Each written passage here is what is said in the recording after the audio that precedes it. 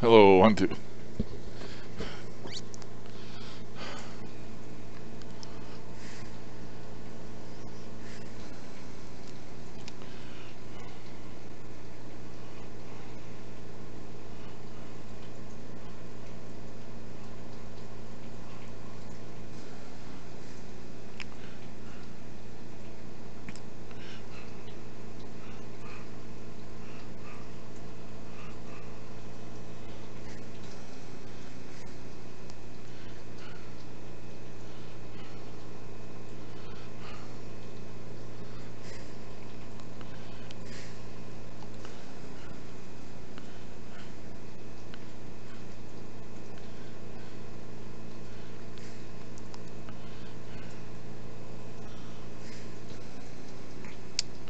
Okay, another Moses chat,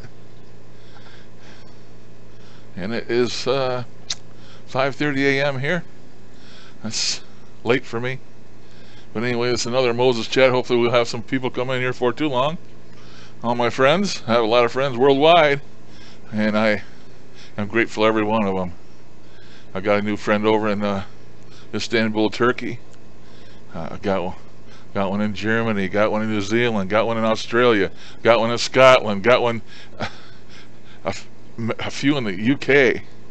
Got many friends worldwide that come in here and chat with old Moses.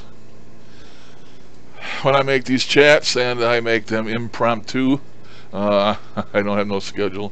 I just have insomnia. I get up real early in the morning and I just pop in here with live stream for something to do. Keeps me sane. Keeps me in touch with my friends.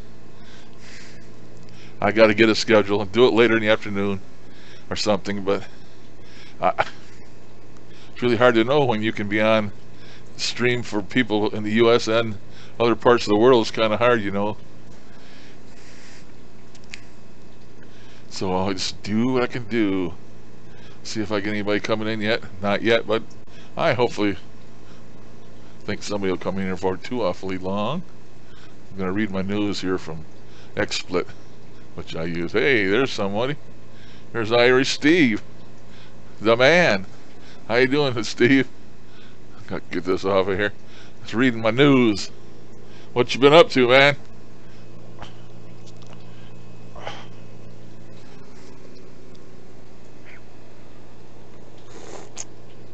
Wow, that's hot. Looks like you got insomnia too.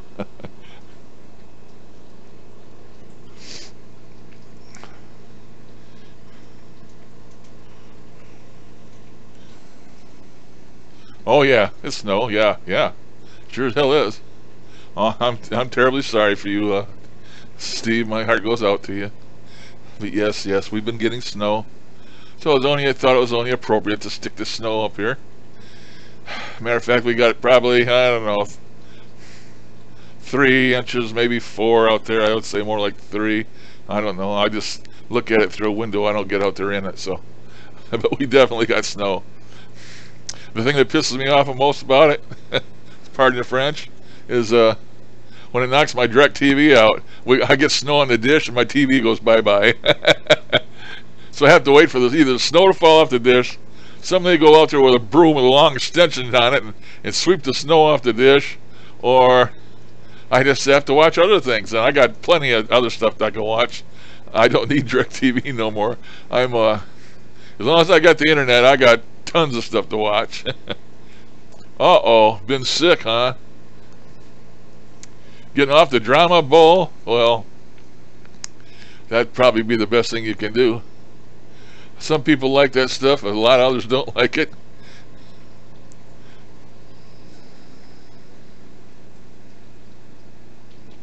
Yeah, a lot of them southern states been getting some snow. Florida got some snow. I mean, you know, I know it's a treat for you guys. I was watching somebody the other day. I watch Oh My Gosh. If you know who Omar Gosh is, I watch him all the time, and they got snow. Some of the people down in Florida have never lived and brought up there, and in Texas and different places have never seen snow. So when they get it, they go ape shit. They wouldn't if they had to trudge out in it and shovel it and have weather that's minus 20, which happens many times here in Michigan. You go out there, and when you walk in the snow, it cracks because it's so cold and so dry, and your breath turns your beard into icicle. Some people just have no idea. Oh, isn't that pretty? Yeah, it's pretty. As long as you're sitting inside where it's warm, it's pretty.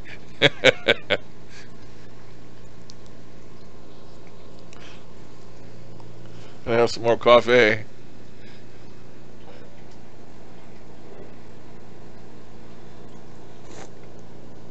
Glad you stopped in, Steve.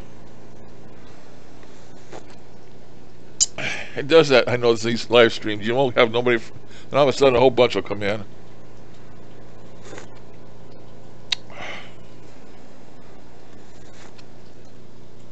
I haven't been doing much of the paranormal, but I had a dream last night.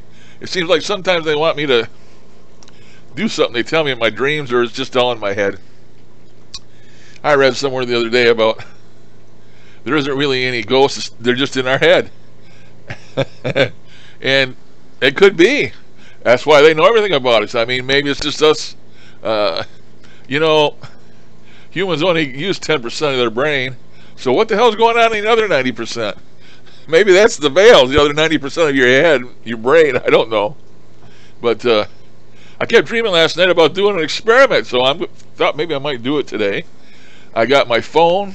I got my Olympus 4100 PC recorder like the use on Ghost Adventures, and I got a high-end tram or Tascam recorder.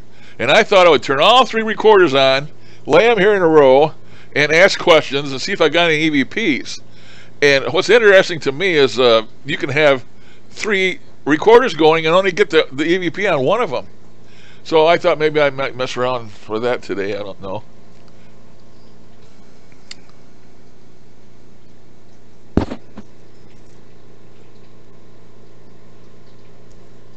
I've never seen the Northern Lights, although I say I guess they're sometimes visible from Michigan when they have a meteor storm or something. But I've never been able to see them. And of course, it's just like astronomy, you know. When you live inside a city, all the lights from the city just kill everything. You can't see the night sky well, and you can't use it for astronomy. You got to get outside of town, and the same goes with the Northern Lights. I know, you know, out west there, like in Arizona and stuff, out there in the desert, man, it's just crystal clear, and that's where all the astronomers go to look and stuff.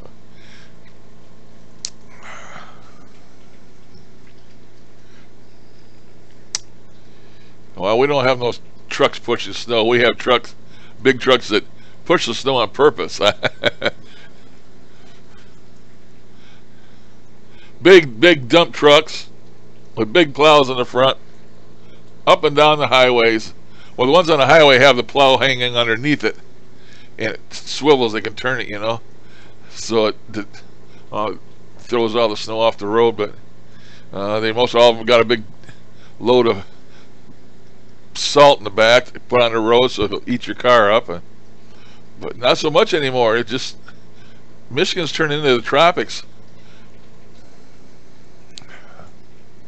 I don't know why, but it don't snow here anymore, like anywhere near it like it used to.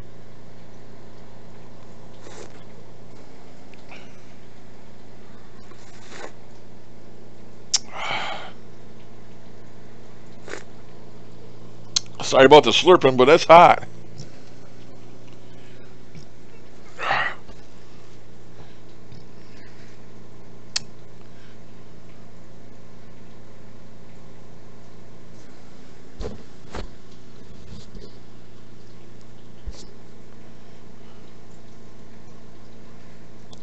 Oh, I got some bragging to do.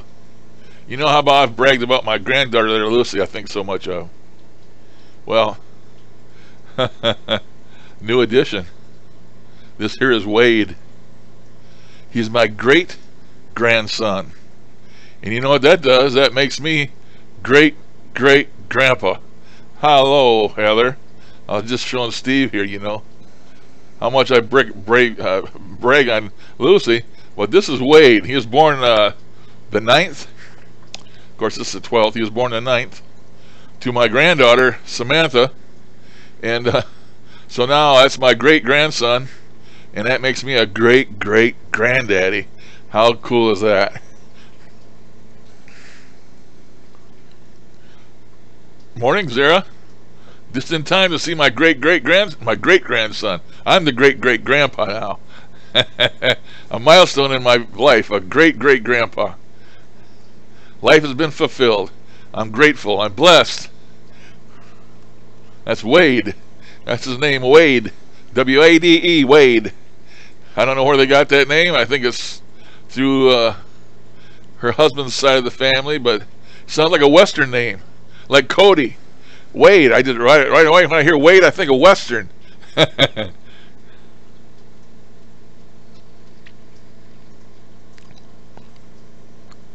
Yeah, and every day you become a great great grandpa.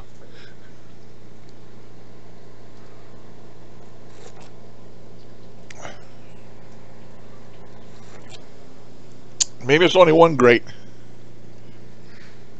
I guess it's just one great. Because my grandkids, I'm grandpa to them, so to this little guy it would be great grandpa. So I guess I'm just one great. I was overdoing it, but two great sounds better. I won't live long enough to be a great great grandpa, but a great grandpa, that's good enough.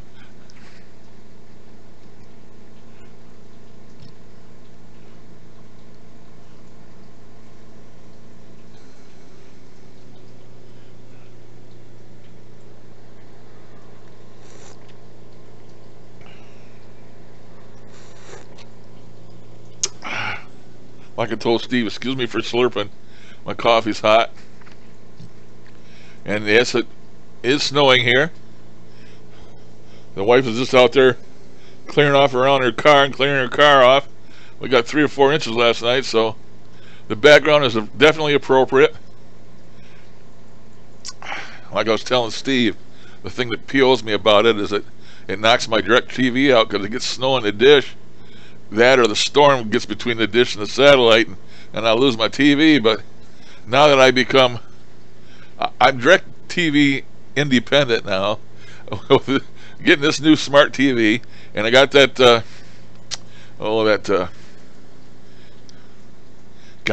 can't think of the name of it. That Fire Stick that I plug into it with Kodi and all that stuff. I got so many channels that I can watch. I don't need no damn DirecTV.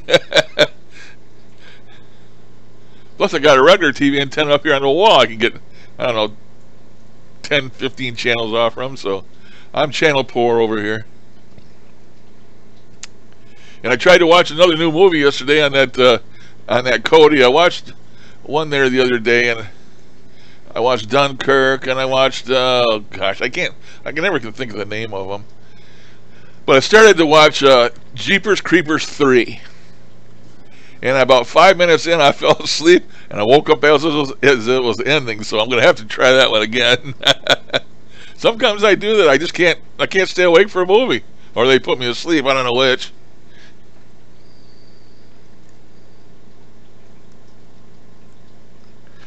Cool. Zara.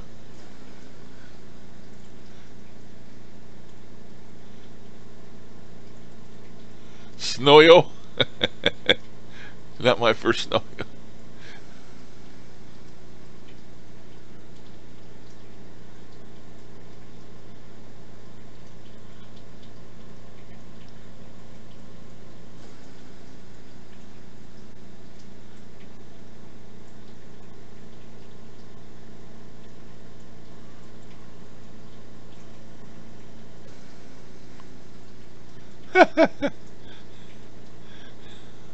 Ding ding for Ghost Queen. She rang her own bell.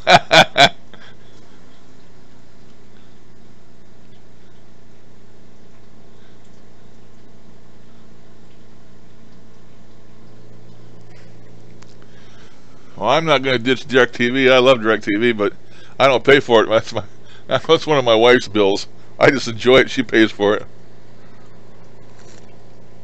I pay most of the utilities, and she pays the incidentals. But she wouldn't live without it either, so I'm safe. Oh, Roku. I had a Roku. I don't know about that Sling, but I had a Roku. Actually, I had a Roku, and I had another one called WD, Western Digital something box, and that worked. I used that for a long time. But thing I like about that Fire Stick is putting that Kodi on there. you get all them good movies for free. R, if you know what I'm saying.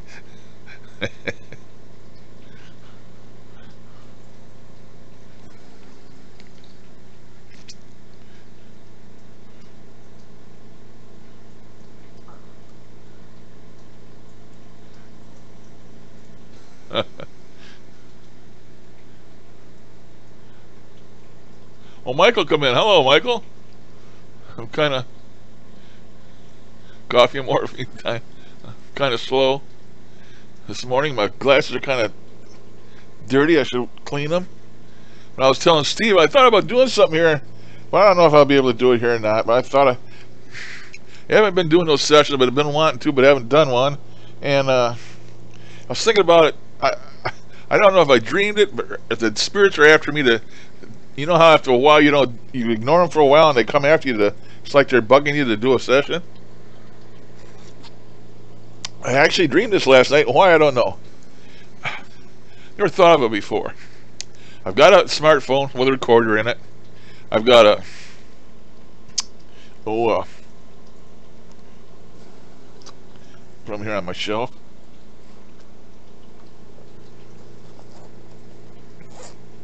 Open my little kit here.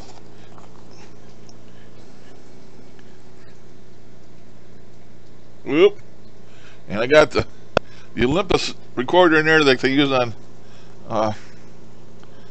low battery flashing. Maybe I won't do it today. Guess I won't. I got that 4100 PC like they use on Ghost Adventures, and I got that Tascam, and I got my smartphone. And I thought about doing is turning all these on at once, all three of them, put them in record mode, and ask a bunch of EVP questions, and see if I got any EVPs. What I would want it to do, I've seen it's happened before, I want to see it proven to me, is that I can get an EVP on one recorder with them all side by side and the other one won't get it. Or if I get it on all three of them. You know what I'm saying? That's an experiment I got in my head somehow in my sleep, or dreamt to me, or whatever, but I thought I'd try that today, but I guess I'm not going to. That one's low on batteries. But that was an experiment I thought about.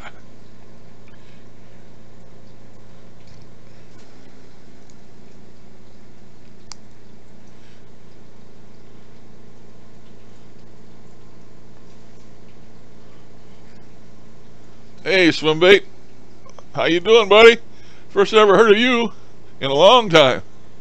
One of my best commenters on my videos. And always positive.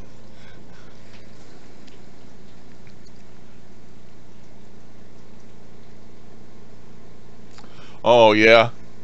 Yeah, that makes it hard. But it's not the PC when you have to record your recording and then you lose a lot, you know?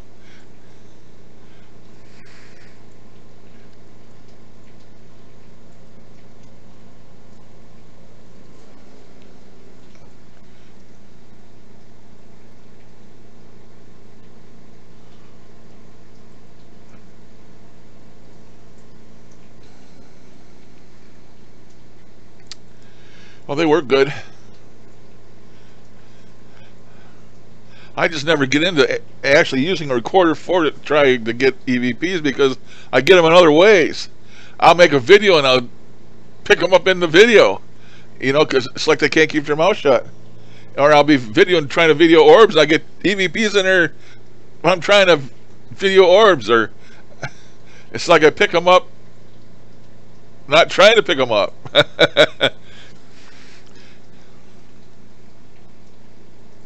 And of course, sometimes I use the old recording software there. I can't think of the name of that now. Starts with an A or something. I can't remember. Need more coffee, I guess.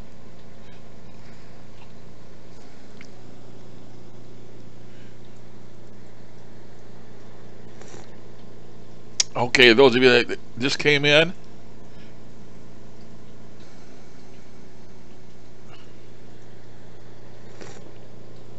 that little baby on there is my new great grandson. His name is Wade, W-A-D-E.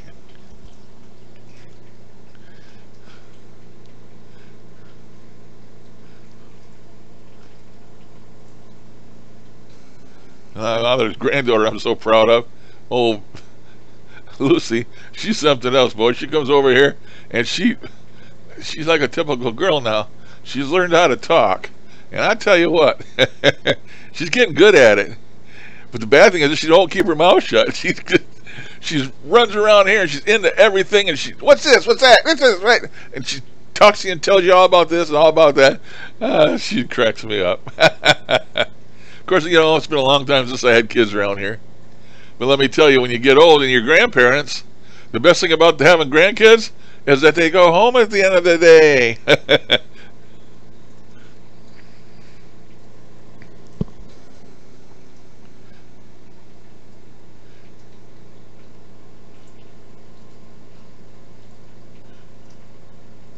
How much snow did you get, Heather? We got about 3 inches here, I think.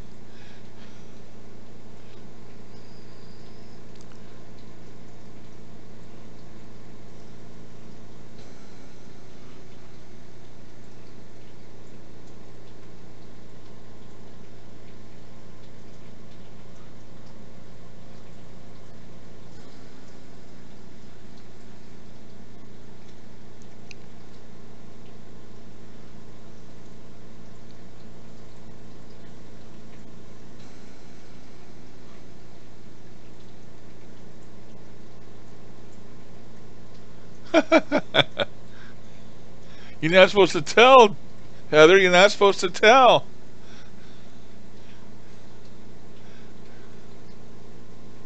The people used to ask my wife what her age was, and she would tell them 39, not 49, 39. That's what Jack Benny, if you know who Jack Benny was. If you don't, look him up. He's an old school comedian. He always used to say he was 39.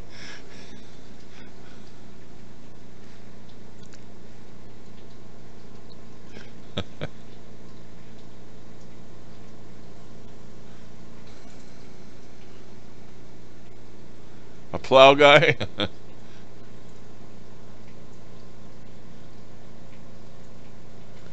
You know, just to show you how things have changed. You know, back in the day, here it comes, listen for it. Back in the day, back when I was a youngster, there used to be kids walking up and down the sidewalks with shovels over their shoulder, going door to door asking people if they wanted their sidewalk shoveled. Kids didn't have damn video games to play, so they went out and they earned money by shoveling sidewalks, and I was one of them. Used to shovel sidewalks, get some money, and we'd go to Kmart. Of course, I don't think there's any Kmarts left, but we used to go to Kmart, and we used to buy model car kits, and we'd go home and we'd paint them, and we put the model car kits together and get them all nice and pretty. Then we'd take them down to the basement and set them up on a cardboard box and shoot them with BB guns. I mean, crazy kids, you know, but we used to work. We weren't afraid of work. We'd go out and shovel sidewalks.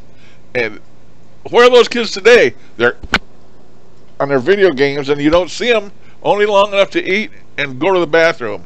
You know, different world altogether.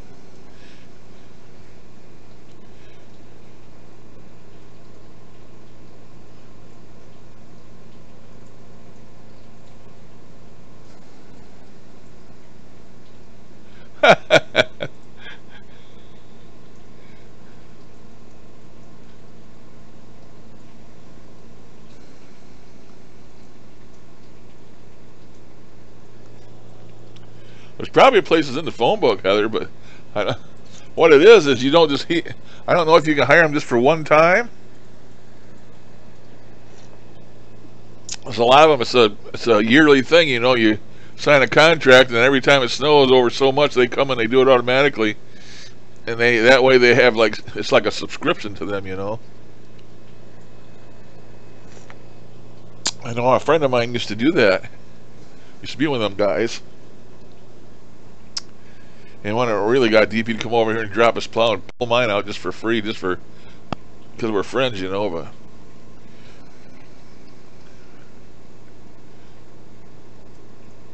hello, Baron.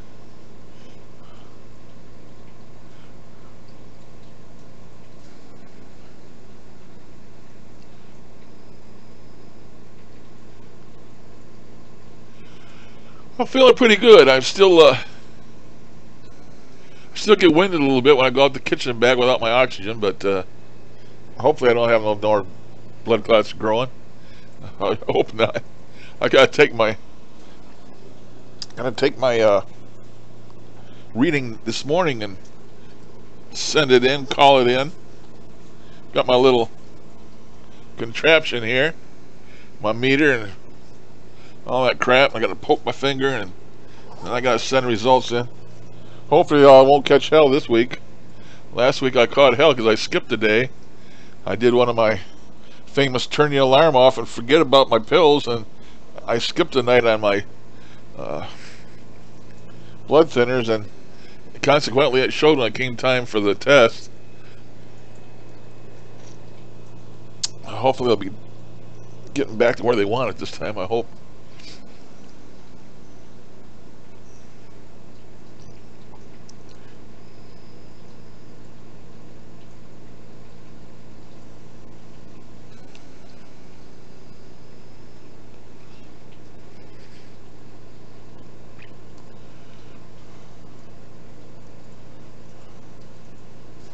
Yeah, they are, Michael. They're young ladies.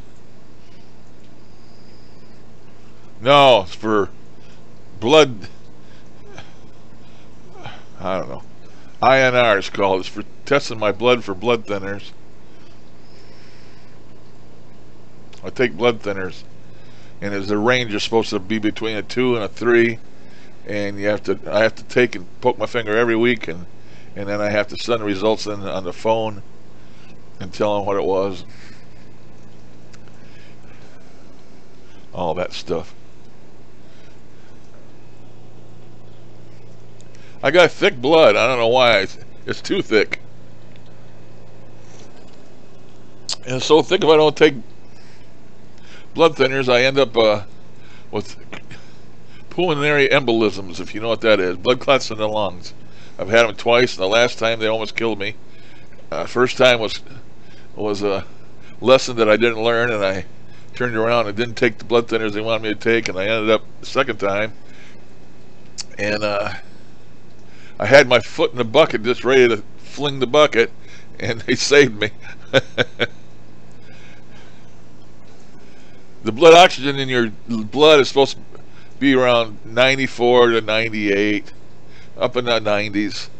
And when I called an ambulance to come get me, it was 79. Could not breathe because of the blood clots. And I was in the hospital for 8 days, and was so thankful to get home. I had a lady come visit me this week, as far as my health is concerned. I'm getting in-home care again, and this time it's for my legs. And she'd come and give me an hour-and-a-half questionnaire. You know, they got to know where every mole and pimple you own is, and it doesn't matter where it's at. I had to go through a questionnaire for like an hour and a half, and I guess they're going to schedule me 2 times or 3 times a week. This lady's going to come in here and she's going to wrap my legs, coat them with something, wrap them in gauze, and this other stuff. It's called some kind of a boot. I don't know. It compresses your leg and puts stuff on it, and I don't know how long they're going to do that, but that's going to be a pain in the butt. So they're working on me. They're going to anyway, as far as my legs are concerned.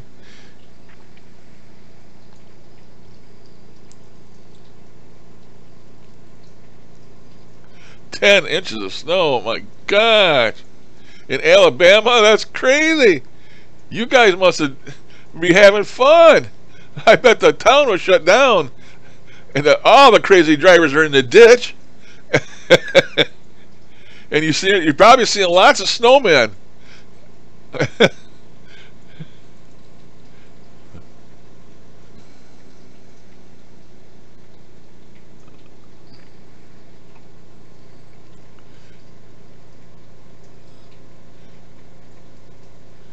Well, I haven't completely stopped doing sessions swim bait.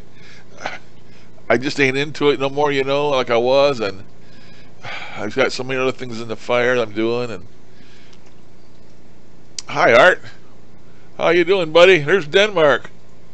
There's Art in Denmark. Glad you could join us.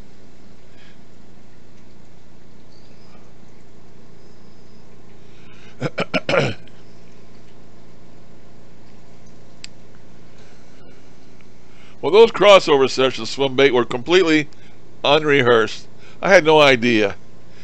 I actually tried to do a crossover since then and failed miserably.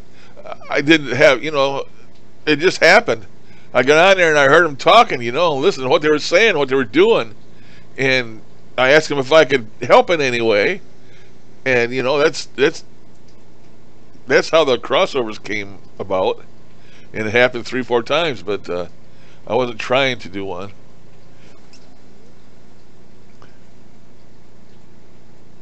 I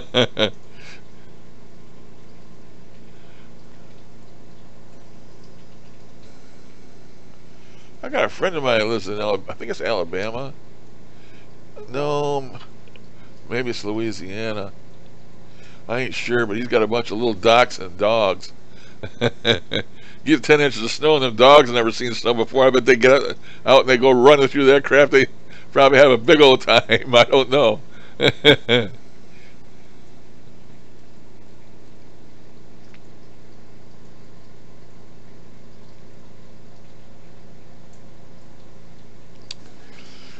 Yeah, me too, Baran. I am too. It's only healthy to stay suspicious about anything. I've always been suspicious. I try to keep an open mind, but and I know how they like to deceive, and I don't know, for sure. You can't be sure of anything, and one way or the other. Although you like to believe and have faith in certain things. That one entity that I talked to calls herself Lisa, supposedly is a guardian angel, and from what I understand, all angels are supposed to be guardian angels. And it's what angels supposedly do, is to watch over mankind after God created it. I don't know, but every time I've ever talked to her or been in one of those crossovers, it's been positive, not negative. It's always been positive.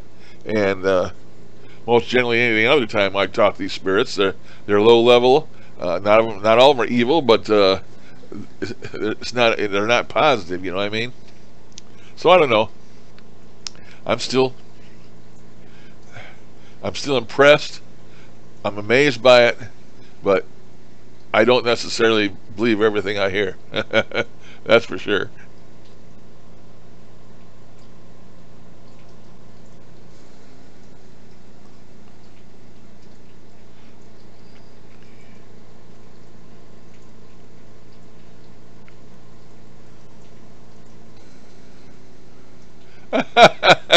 Betty Boop and Donnie Darko loved the snow. I bet they did.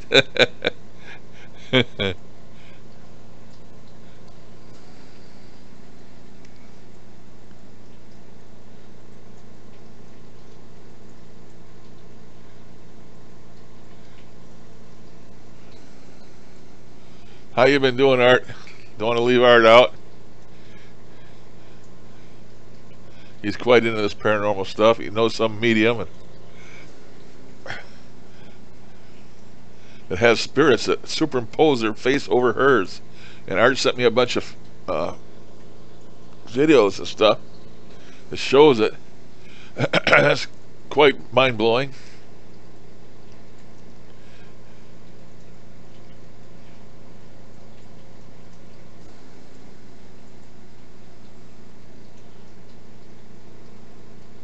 Yeah, any spirit you talk to, they know who Lisa is. And when I first started out, they said that she was high up on the ladder of angels. I guess they have different tiers or whatever of the angels, and supposedly she was high up. I don't know if she's a boss or what she is, but you ask any spirit if they know Lisa, and they'll tell you they know Lisa.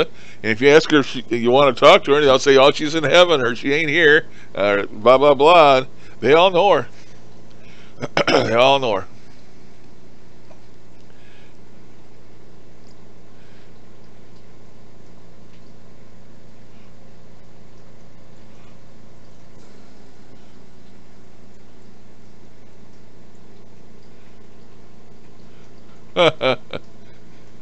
That'd be cool, Art.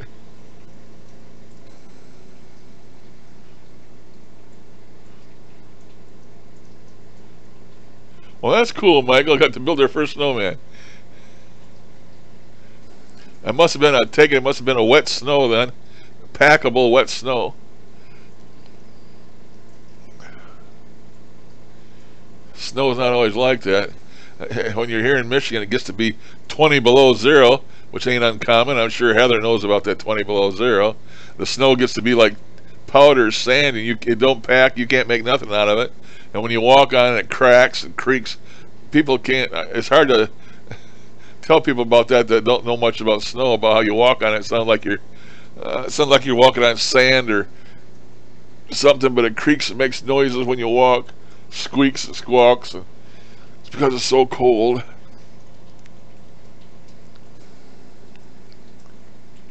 It's like you're crushing ice under your feet or something.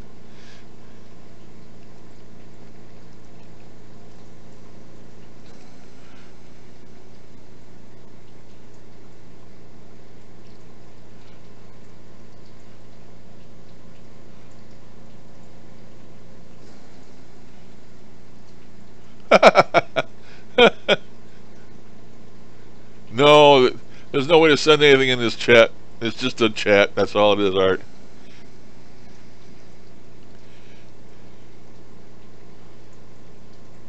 Just a chat.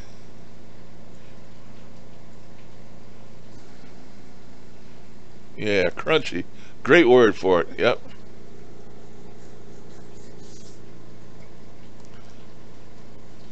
I don't love the sound of it. It's because it means it's underneath my feet and I don't want to get out in it. So I'm happy right here. Warm and toasty.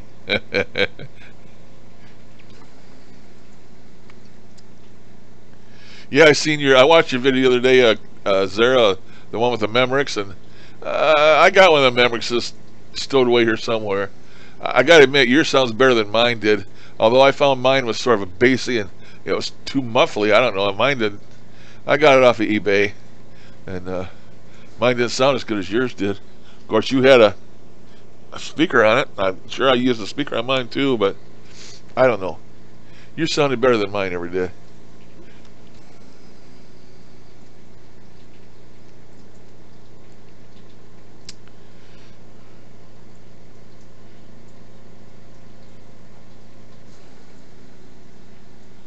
Oh, you sent it to me. Can I show them the picture? Well, I can try. I hope I don't mess the stream up. That means I have to.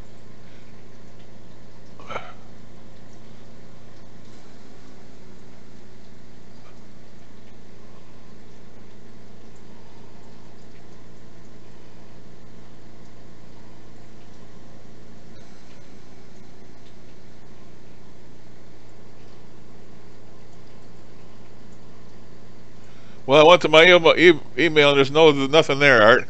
Maybe you're asking me if you sent it. Could I show it to him? I could, yes, if I had the picture.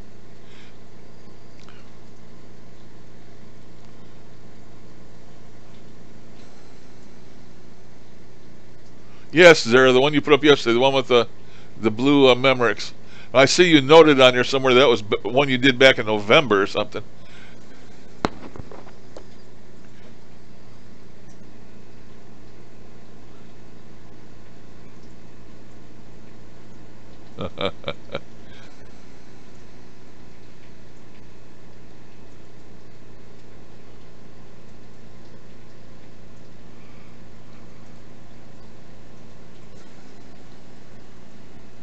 Oh, I don't know nothing about a Time Lord memory.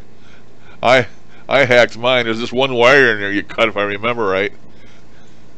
That's all it is. One wire you cut.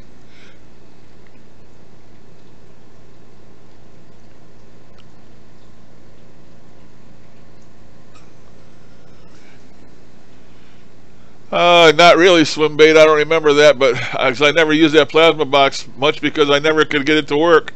I still got it. I got all that man's apps. Every one of them I paid for, and I got all of them, and they never work for me. I don't hear diddly on them.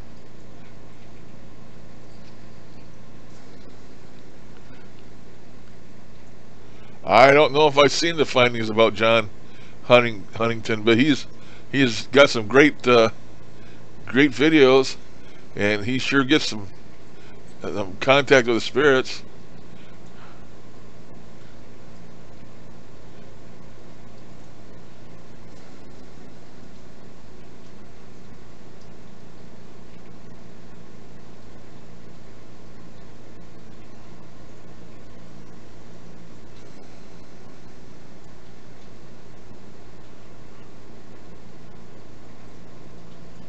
Well, let me look again, Art. Let me look again. See if it showed up in the mail.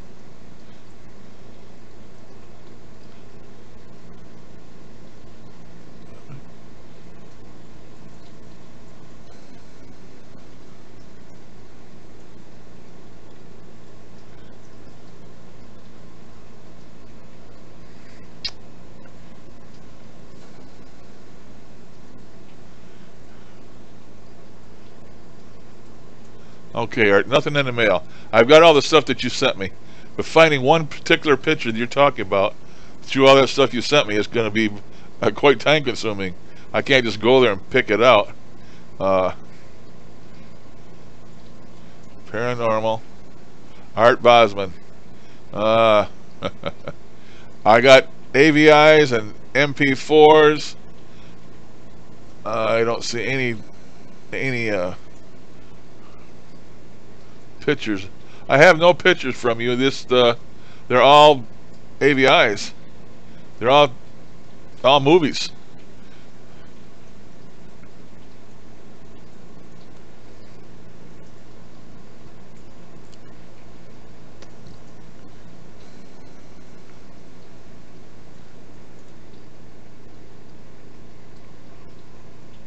Yeah, they were like pissed off because I was listening.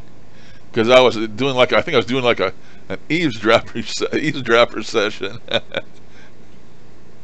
No, I haven't looked for orbs, Baran. I haven't looked for them.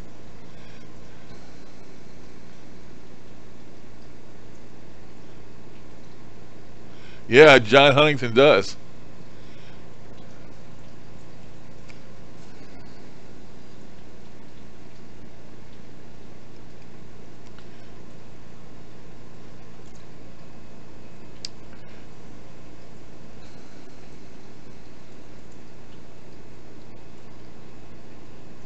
I hope me messing around here doesn't mess things up.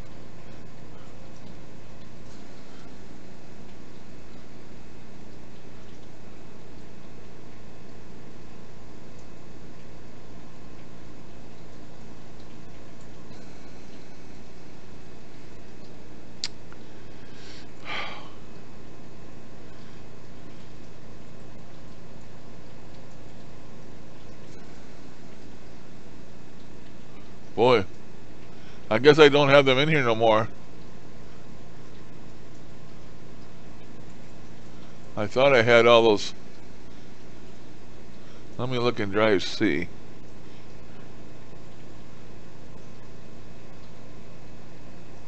No, I guess I don't have them in here no longer. All the plasma programs.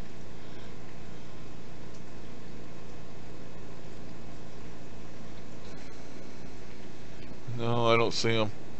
Must be when I did something there. Seem to be gone.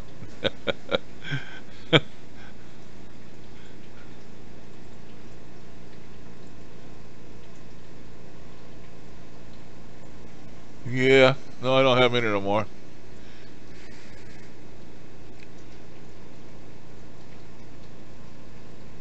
Oh, maybe I do. Spirit Labs, is that it? No.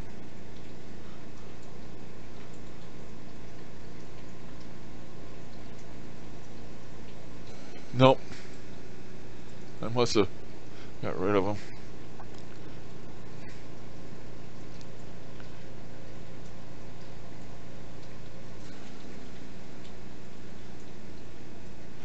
Good morning, Ray. Thanks for stopping in, buddy. Yeah, we all get negative stuff. I mean, it comes with the territory. Swim bait. Unless your name is the one guy that talks to only the higher order spirits, most people get the low level stuff. But I don't. And I don't limit myself to good spirits. When I get in there to talk to a spirit, I just want to talk to a spirit. I don't care if they're good or bad. I could care less. I just want to talk with them. If they'll answer me and talk to me, that's all I care. I don't care if they're...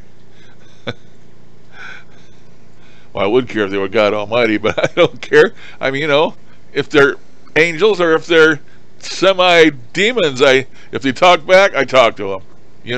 Whoever comes through, I talk to. I'm not picky. Steve-O, don't take off, buddy. I know you're still around here somewhere. Maybe.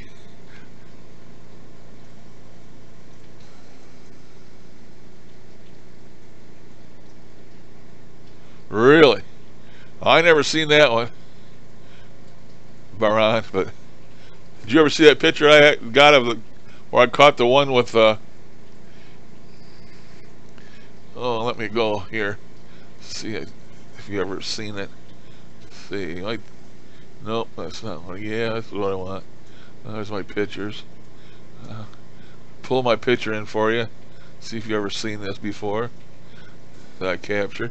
I know everybody else has, but I don't know if you have. If I can find it here somewhere. I got so much of this stuff stored away, it's hard to find something when you want it. Here it is. Oh, there it is. So it was sort of turned the wrong direction. See if I can flip it. No. Let me flip on this one. Oh, upside down. Oh, flip it again. There we go. I caught this in my room, Baran. And this, if you can full screen it, caught this orb. Is the widest here to the right side of the picture is where it's the widest, and it's going away from me, going towards the door. And if you zoom in on that thing, I mean really zoom in on it, you'll see that this trail are particles. It's like an energy particle trail coming from that orb as it flew by. And somehow I captured it on camera.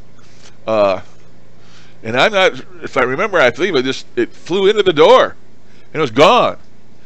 I didn't know if you'd ever seen that before, so I just thought I'd show it to you. I don't know if I can zoom into it anymore. I guess I can't zoom into it, but make it bigger, but no. Let me make it so big, but that was one of my best captures as far as a camera goes in catching an orb, but no faces. But that was my best capture on a picture, although it's not my best capture. It has to do with orbs. That's the one that talks. That's the one that is the best capture.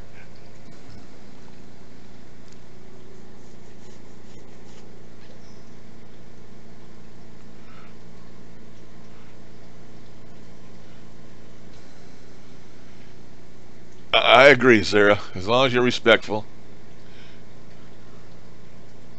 Some of them are just plain a-holes, and you ain't going to change them. So you just, it goes with the territory. When you talk to a spirit, you get what you get. Not everybody in life was Mr. Nice Guy. Some of them are probably bitter because they died or they got issues, and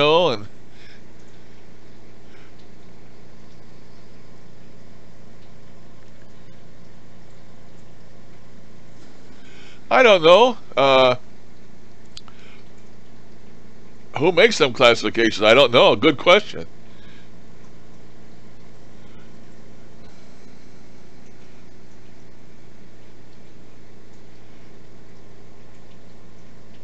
Spirit chemtrail.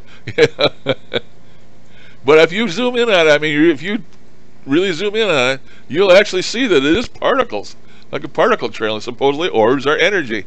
And I just wonder how it could leave a trail of energy like that, if that is energy and they're energy particles, and we're made of energy, and that orbs are energy, and blah blah blah. If it's leaving that much energy every time it flies by, man, how much energy does this thing have? You know?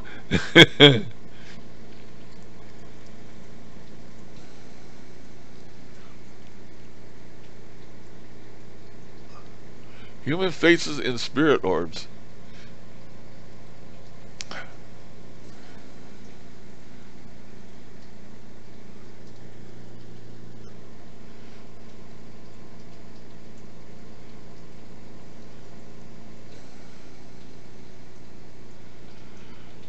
Okay, Art, let me see if I can find it again here.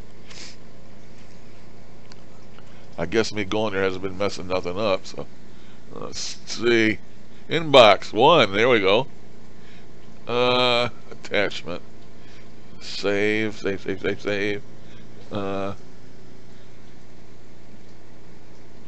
Download attachment.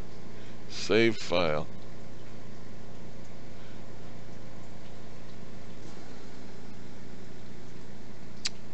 Okay, let me load Art's. Art sent me a picture. Let me load this in, and then after I put the picture up here, you can talk with Art and let Art explain it to you.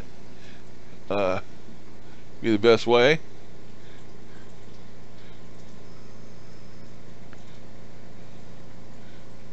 Art just sent this picture to me, and I'll try and make it big here. I think he's talking about it. I don't know if you can see my pointer. There's like an outline behind him. It's like a transparent, see his head up here?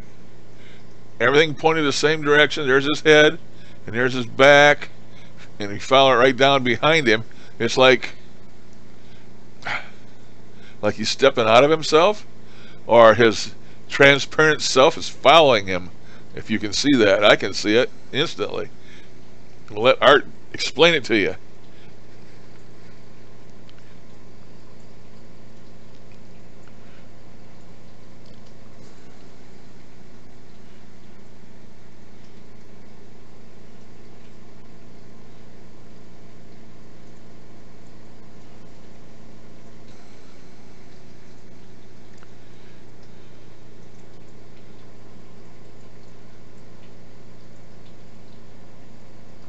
So explain that to him, Art.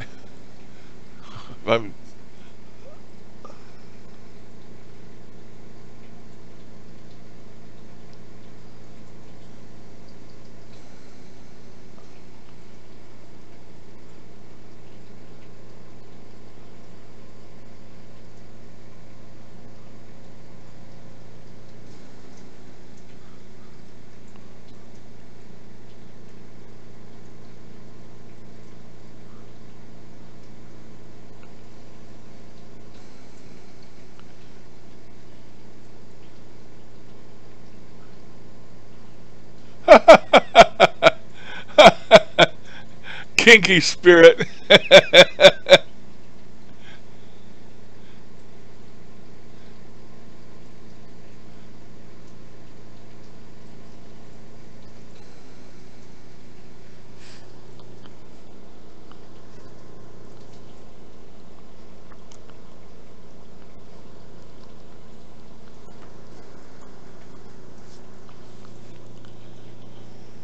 That's getting pretty heavy. I gotta have some coffee.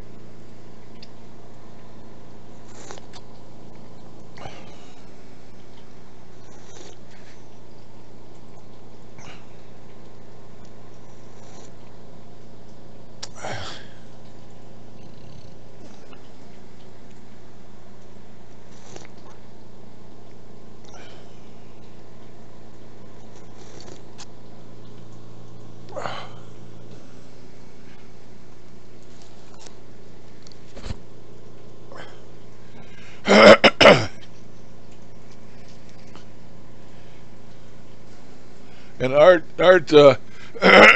was with this medium lady for 10 days, trying to document what she has happened to her. And from what Art was telling me, from the way I understand it, he's here, he can tell you better, but this medium has the ability for these spirits to superimpose their face over hers, and her face morphs into this other person.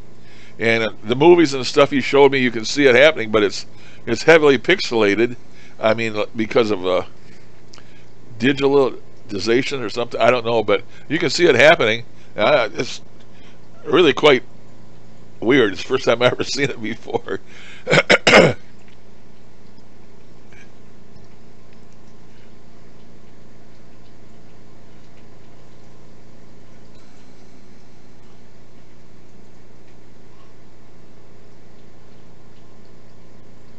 Oh, you taking off, Heather?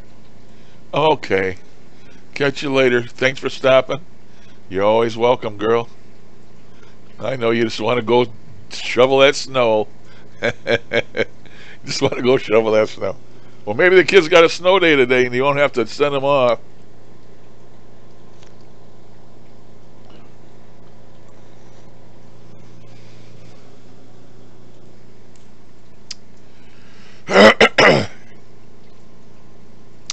But I am going to conduct that experiment and see what happens with the EVPs.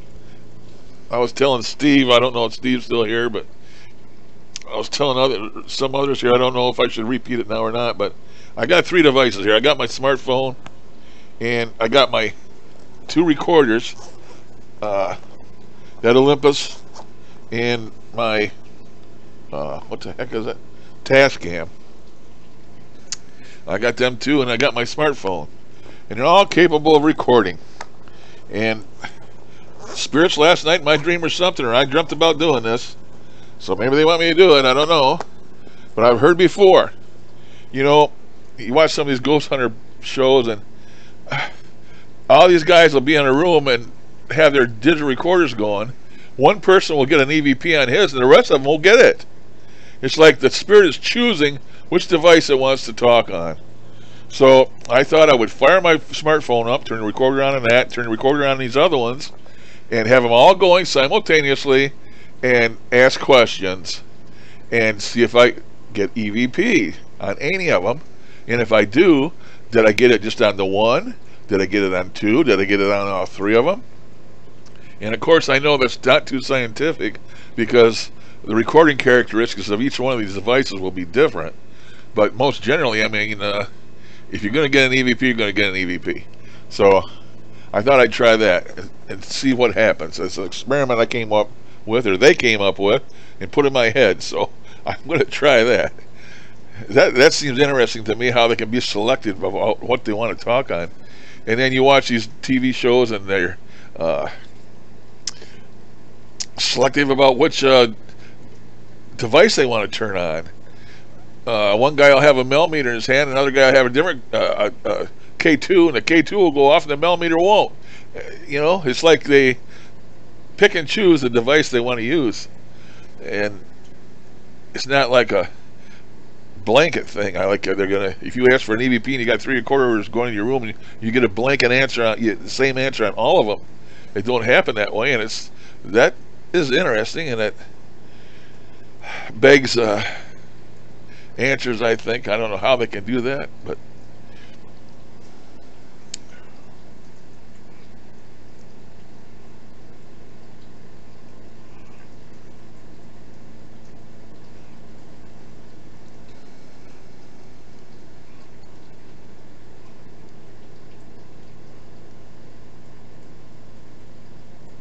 okay, Art, you do that, buddy.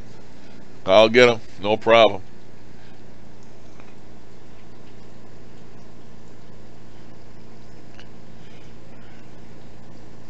We got 2 Arts for the price of 1 in this picture. That's pretty crazy. What? Oh, you said this is a movie camera. Is not the camera that's defective? What kind of movie camera is it? Are they taking it with a digital device? Are they not? Because you know, in some of your movies there's pixelation, and that comes from digitation.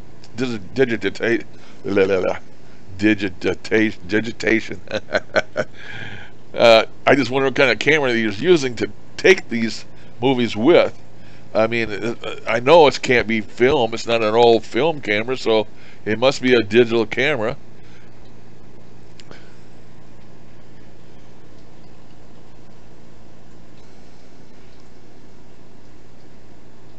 Well, I never have them tell me. I don't ask them, so I really don't have them volunteer too much to me. I want to know something. You just have to ask them. They don't. Hey Larry, why don't you use that radio? They don't. That don't happen with me. Oh, I got something for you guys. Still here? You know, I went. I was on Facebook the other day. I made a new Facebook page. I made a public figure page, like all these people that do have YouTube channels, and I made a public figure page. And if you are on my YouTube page, if you follow the Facebook button at the top, it'll take you to that new page, and I could use some likes on that if I could get them on that new Facebook page, that public figure page. But now I forgot what I was going to talk about. I completely got off. Crap, I forgot what I was going to say.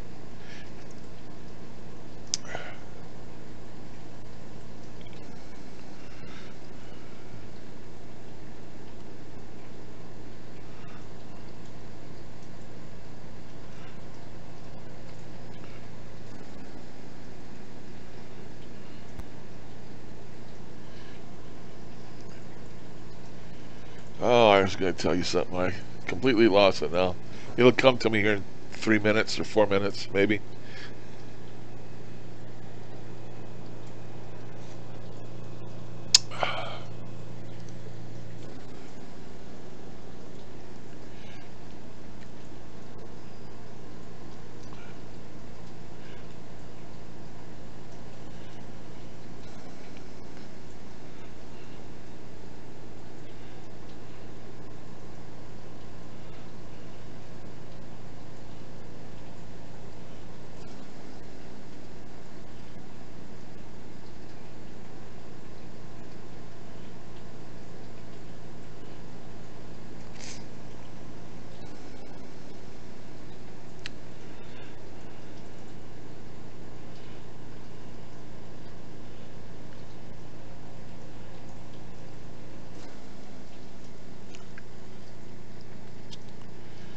I still can't remember.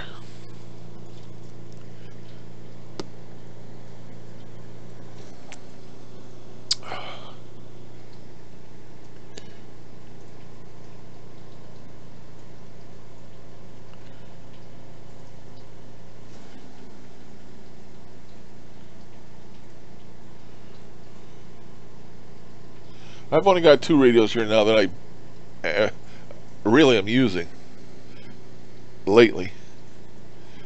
The one I give to Zara, of course, and I gave one to Marie. She's not in here today.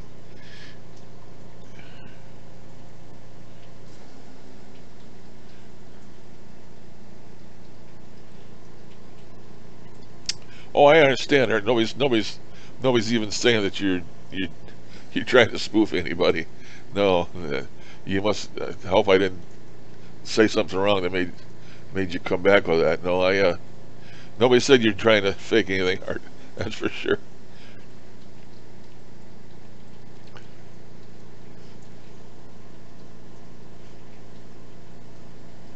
Okay, Art.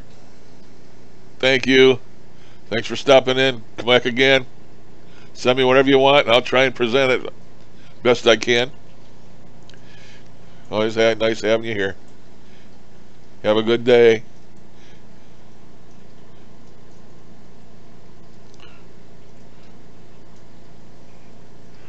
Still trying to remember what I was going to say. I can't remember it now.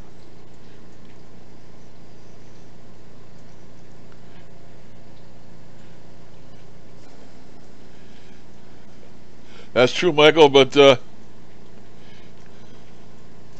validation crap with some people just go too far. I noticed again this week, the videos I've been watching, some people that I watch, which if I've subscribed to, I'm going to unsubscribe because it's the same thing every time. Validation, validation, validation. It's like location, location, location. You don't have to keep validating crap. constantly. It's like, oh, Huff, 100% real communication. Well, anybody that's into this or watches this stuff long enough to knows, you know. And these people get on there. What is this? What color is this? And they'll write something down. So what does this say? Same old shit. Well, for validation, could you tell me what this is? You don't need validation. I mean, some people, that's all they do. Constantly is just, what is this? What is that? And to me, it's very disrespectful to the spirits. And if you got a good connection, I don't know how, if that's all you've done, because it's disrespecting them. To me, it's like throwing a dog a bone, or throwing a stick and having the dog fetch it. To me, it's demeaning. If these spirits were people like you and me, I mean, I wouldn't like that shit. Pardon my French. I mean, if every person got in there wanted to talk to me, wanted me to do things for them and chase their stick, I wouldn't like it, you know. And if I wasn't negative, if I was a positive person, that would make me negative. But a lot of people get on there and that's all they do. I don't understand the reason for it, you know. Just don't understand the reason for it.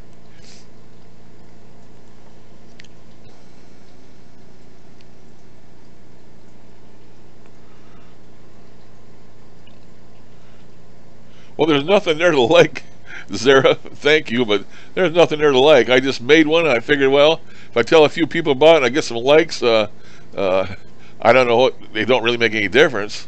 But what I'm going to do, I'm going to take every video from now on that I make, and I'm going to put it on there. Right now, there's mainly just, you know, these chat sessions, but I think I have the link to my YouTube channel pinned at the top, so if they want to see more, if they happen to come across that page, they can see more, or they can get to that page from the YouTube channel to start with. But I'm not much on social stuff. I think I have a Pinterest page, and I have other things, but I'm not active on none of them. It's just too much crap, you know. Don't have time for all that stuff.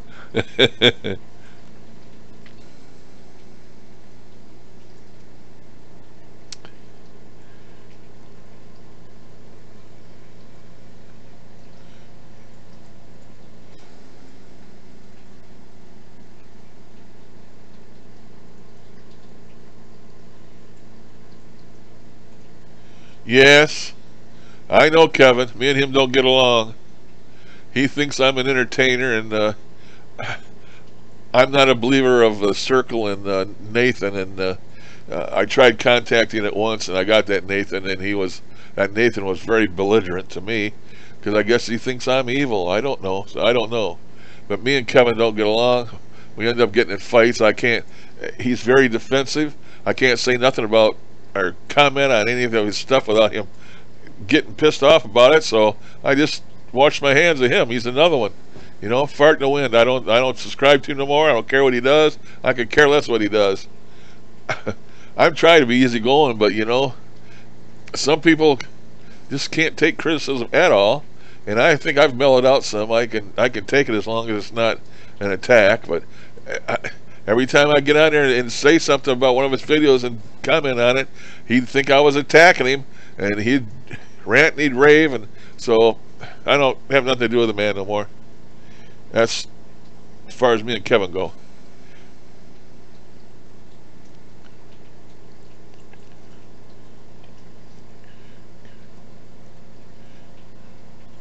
Oh, thank you, Zara, for sharing my page.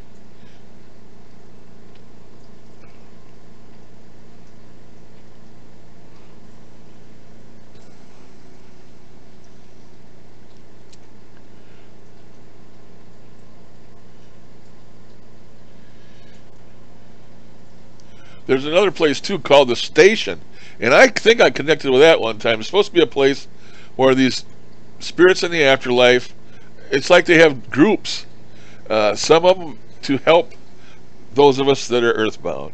And supposedly this circle is a circle of higher spirits and positive spirits only. and that's what draws Kevin to them.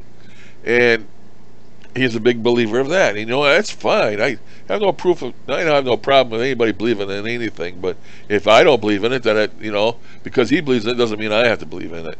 That's just my outlook on the situation. There's another place other than the circle. It's supposed to be called the station. But in order to reach the station, you have to ask for a technician. Now, supposedly, there's special spirits assigned to talking with us earthbound people, and they're called technicians, and they can help you with certain things. Well, I asked for a technician once, and supposedly I got one. He said his name was Jeremy, and he's a technician, and there's supposed to be this place called the station. So I asked Jeremy, I said, Jeremy, can you connect me with the station? So then all of a sudden I get this station, and I think they confirmed it to me that it was a station, and I asked to talk with my mother. I've never tried to contact my family in the afterlife because I know my mother is in heaven.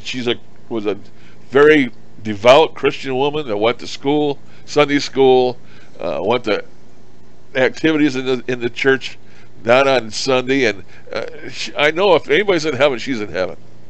And I never tried to contact her because I don't believe spirits can actually talk to us from heaven, and why would they? But this place, this station supposedly, can contact them. This station is made for you to contact your family. That's what this station is supposedly for. And I don't know how true that is, I guess you just have to have faith, but I supposedly contacted them once and asked to talk to my mother, and I never got her. It's like I lost connection, or I don't know. I don't know. But it's funny.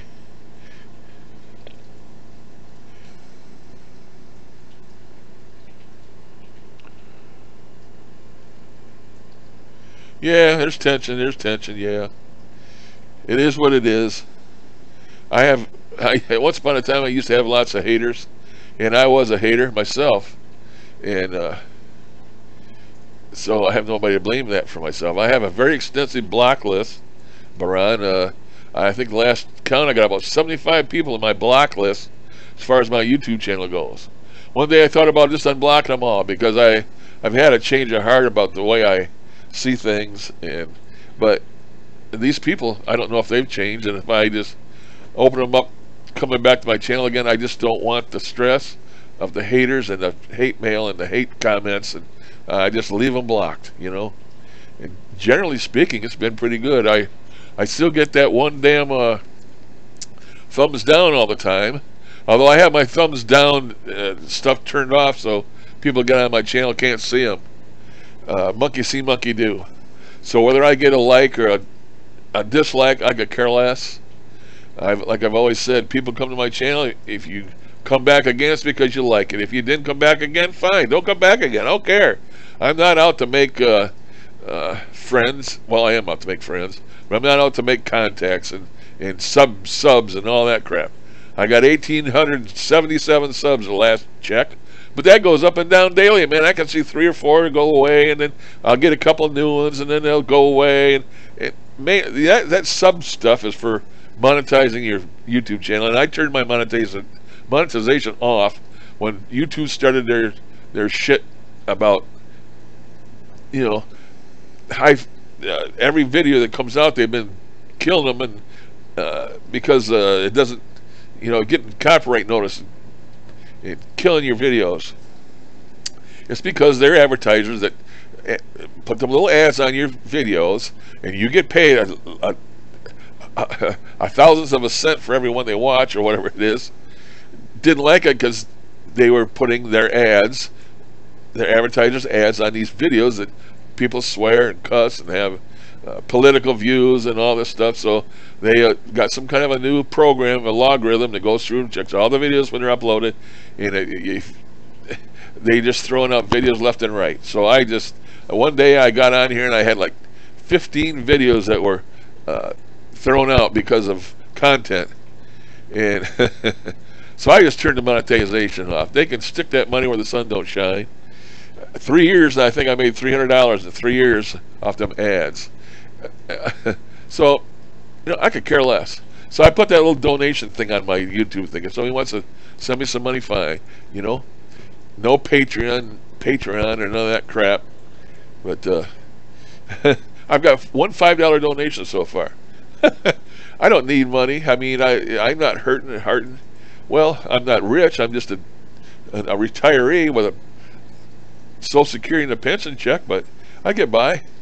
But my name's not the one we shall not name. And oh, that just reminded me of what I wanted to tell you guys about. I forgot. It went away. I just came back. Okay, here we go. I don't know if he watches my videos or not. Hopefully not. I think I have him blocked. We're talking about Sanchez, Mr. Sanchez. You know, Huff's buddy. He's on the prowl again, big time, man. I went on, Twitter, whatever you call it, the other day, and I used to have him on there, and so I get his tweets and stuff. I've been blocked. He decided to block me off of Twitter, so I reciprocated and blocked him back, and he's blocked off my YouTube channel. But he's on the prowl again. He's got 2 or 3 new programs out for ghost hunting that he wants you to buy. He's doing these podcasts now. Like anybody wants to listen to his ass anyway, he's doing podcasts, weekly podcasts, and he has a Patreon account or something. His goal is 500 people, $1 a month. He's asking for these people to listen to this damn podcast. And then in the next sentence he says, well, these podcasts are free. Well, if they're free, why the hell would somebody want to give you $1 a month for it? You know, I mean, just another guy out to get your money and not have to actually work. He's just out to get your money the best way you can. Couple new programs. Apps for ghost hunting. Got celestial music playing in the background of one of them, and no, it's got all this weird shit. It's got like the guitar boxes on it you can change and all this shit. Anyway, he's back at it again. Trying to put his name back into the paranormal world. And I was noticing that the other day, and I just wanted to say that Mr. Sanchez is back, full steam ahead. But I don't believe people just want them damn apps anymore. People are fed up with apps. There's so many of them that work, that are free. Why would somebody want to give him $20 a whack for them? I mean, you know, you got Pugster that puts all kinds of free ones on Android apps. And if you got a phone, which most everybody does, you can get them for free, and you can use them, and a lot of them work. You know, there's a lot of inexpensive ones on there, you know, like $2, $3, $4 a pop that work. And for somebody to go out and spend $20, $30 for one of Anthony Sanchez's apps, I don't believe it's going to happen. The man should start barking up a different tree, because I don't think he's going to get rich. He keeps trying to. I don't see much conglomeration between him and Huff anymore, but maybe they each went their own way. I don't know.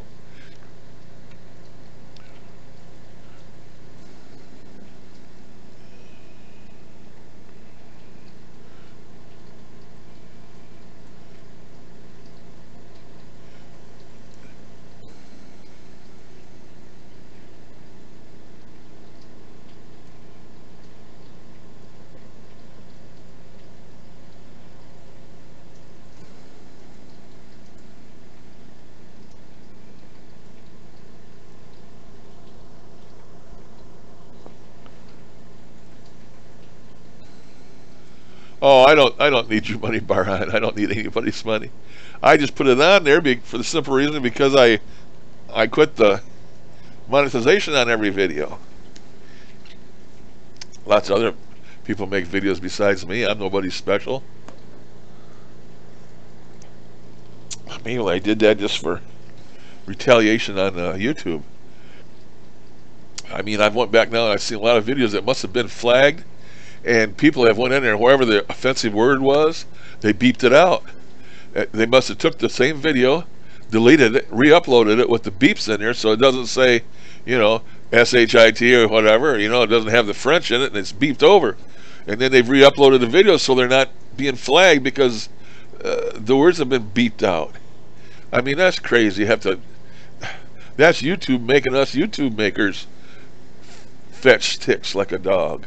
You know, they ought to just have some type of a flag that flags the video as being not family orientated and don't allow the monetization to work, rather than flag them and like they are, you know, or they should have some type of an indicator on every person's web page or YouTube page of videos. If the video doesn't meet the criteria, you should put some type of a warning on the video, maybe on the lower left-hand corner or something that says this video is not family orientated, or watch at your own risk or something. You know, they could do it different than what they've done it.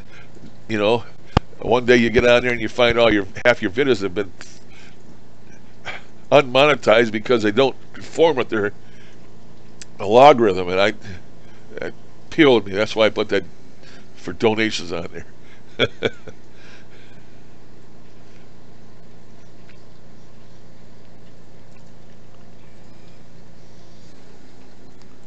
That would be great, Michael. Those seances, man, that'd really be interesting.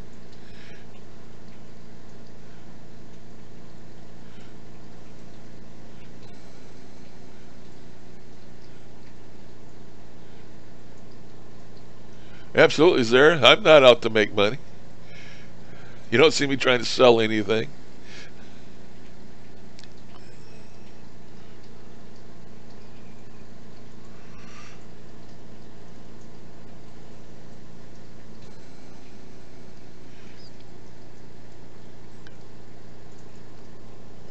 We go, oh, I'll use a little extra money, but I just put it on there as if, you know, some people, hey, how can I say this? Some people shit $20 bills.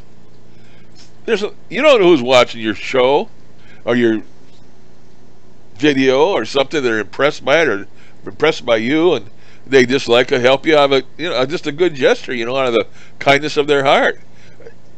How many millionaires watch videos? I'm sure some of them do. Even Trump watches videos. That ain't saying much, but I mean, you never know who's watching your video. Maybe they're, they got more money that they know what the hell to do with, and they like donating. That's that's the thing they do. Them damn Twitch people playing games. Some of them get $20,000-$30,000 donations have happened from rich Arabs over in the country with all the oil, the Dubai and stuff. I mean, that kind of money to them is like chicken feed, pocket change. So you just never know. So I just, I'm not saying I hope that happens, but I just put that on there just in case. One never knows.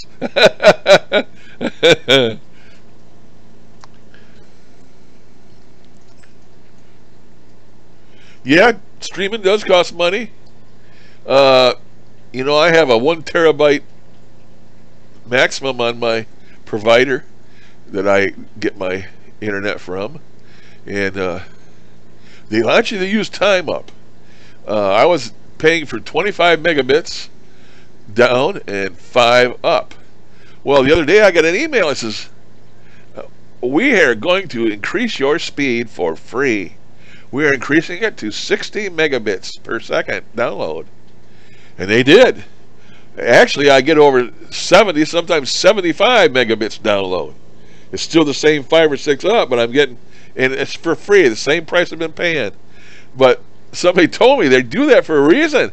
That means you're going to go up to your limit or over your limit without knowing it, because you download that stuff so fast now. But I'm still good. I'm like at 85 gigabytes so far this month, and I got a terabyte, so I'm a long ways off. But for every end there's a reason. Even that provider, there's a reason for giving you that free speed. They want you to download more stuff, because once I go over that terabyte, they charge me an extra $50 for every 10 megabytes or something. It's crazy.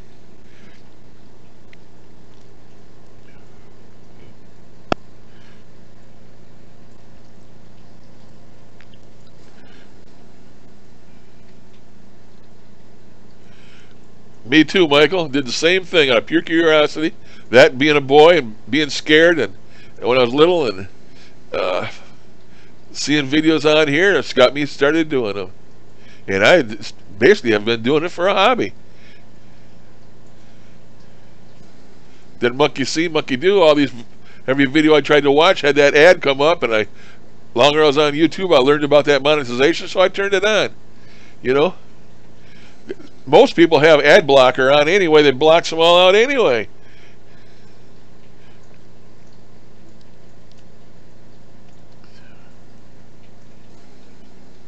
Me too, Michael. I don't give a crap what other people say about it. You know, we all have to have our own opinion of it, and believe what you believe. You know, you gotta have faith in something, and you gotta have faith in what you believe.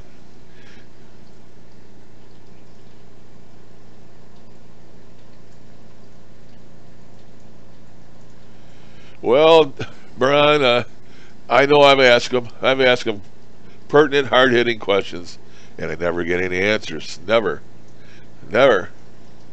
They never answer me. I don't know if there's like an unspoken law of spirits that they're not supposed to talk to us on their level, or that if they are jinns or spirits or whatever they are, that they consider themselves so far above us that, or maybe they are so far above us that they can't tell us in any way to explain it to us that we would understand anyway. But I don't know. I've tried asking them pertinent questions, but most generally I revert back to, what's your name? Where are you at? You know, are you in heaven? Are you in hell? Are you in the void? Are you in purgatory? Where are you at? And I usually get varied answers on that. I get varied answers on everything. I'll ask them something one day, I'll get an answer, and the next time I ask the same question, I get actually exactly the opposite answer. And somebody said once that spirits tell you what you want to hear. And I believe that. I believe if they could actually telepathically read our minds, or our inner heads, or however it's done, they know what we're going to ask them before we ask it. How many times have you got an answer, people, to a question, an answer to the question before you're finished asking it? It's happened to all of us. They know what you're going to ask them. They know everything about you. I mean, it's uncanny and it's not fair, but we have to live with it. So,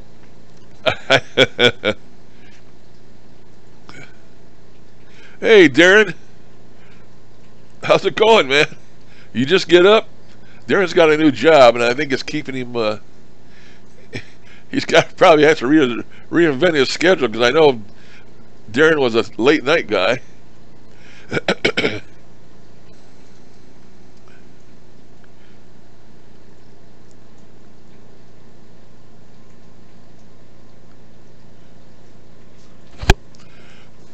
A support worker. Explain support worker.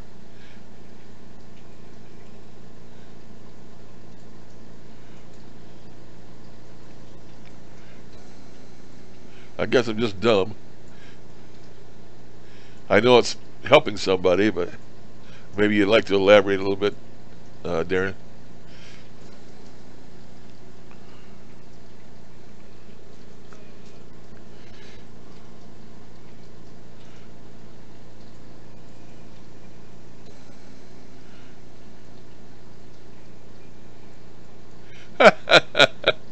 Oh. Dang. 70-inch, huh? Donnie Darko and Betty Boop. Bark for me, boys and girls. I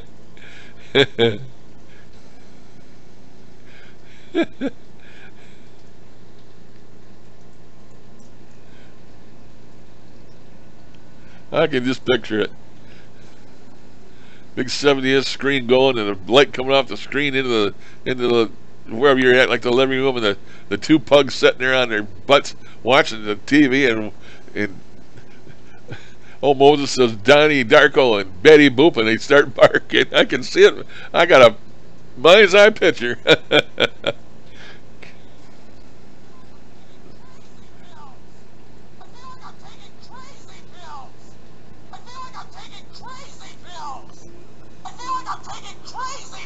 Uh-oh. I feel like I'm taking crazy pills.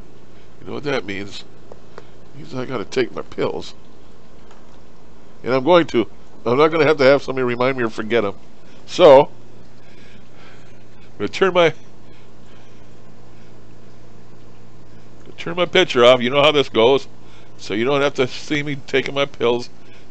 And I'm going to turn my mic off so you don't have to hear me slurping. Just continue, guys. I'll be right back.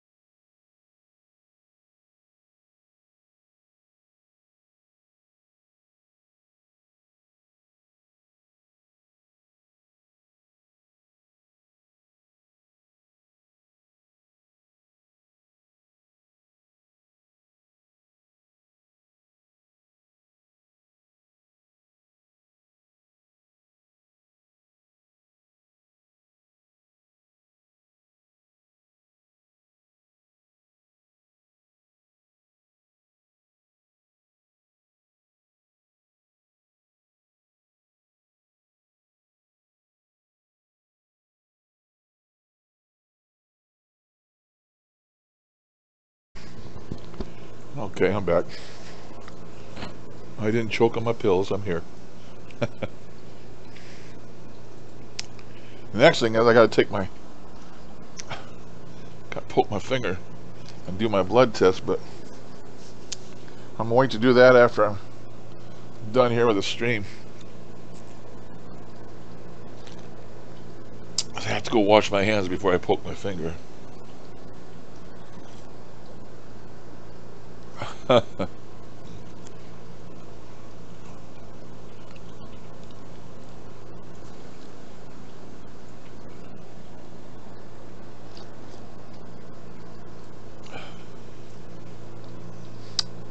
That job you got,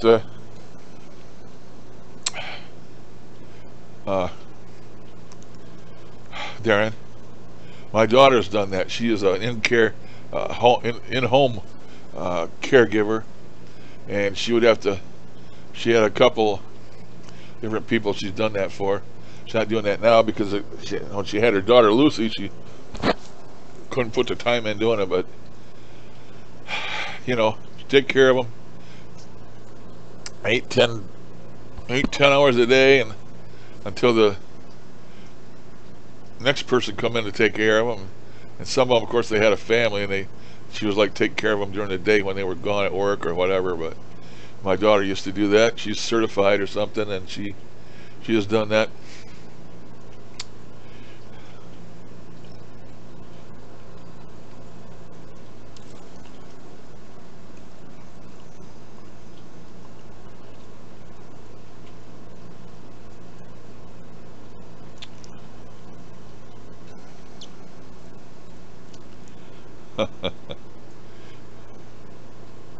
That's crazy, Michael. She wouldn't be like that if she knew I don't like dogs. Most dogs I don't like. I'm a cat person.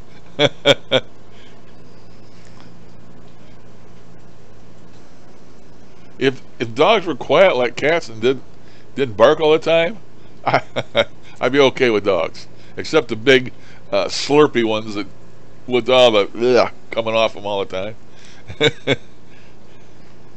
My cat don't say nothing. She don't open her mouth unless she wants something. And then she'll come over and stand outside my door and meow or something. She amazes me how smart these cats are.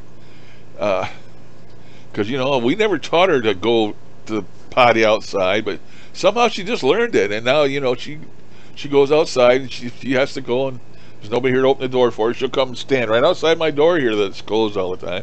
And she'll meow like crazy. And I'll get up and open the door, and she's standing there, and I know. She'll shake her tail. And I'll say, okay, I'm going to go. I'll let you out. And I take her out there and open the door, and out she goes. Well, the other day, she's my wife's cat. I mean, of course she belongs to both of us, but she follows my wife wherever she goes like a shadow. My wife gets up in the morning, goes in the bathroom to get ready for work. And that cat will come and lay right outside the bathroom door on the floor, right up next to the door, and wait for her. And that's because my wife feeds her every morning. She's waiting for her. She loves her because she feeds her. And the other day I got up early and my wife was in there and she didn't have the door closed completely. She was putting her makeup on or something. She closed the door and she didn't close it tight. And the door was not closed tight. And I peeked out to see if she was still in there or not. And that cat was laying there, and that cat got up and seen that that door was slightly ajar and took her head and pushed that door open and went in. It's pretty smart. Animals are smart. People don't give them enough credit. I just wonder if they actually understand what we're saying to them. Sometimes you think so because I talk to my damn cat all the time. And people think I'm nuts. I believe I believe they understand in their own way. I really do.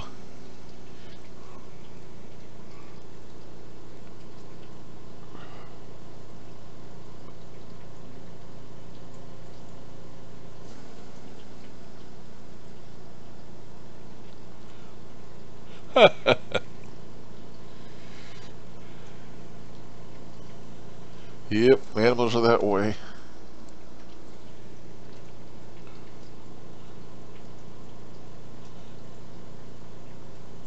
That's cool.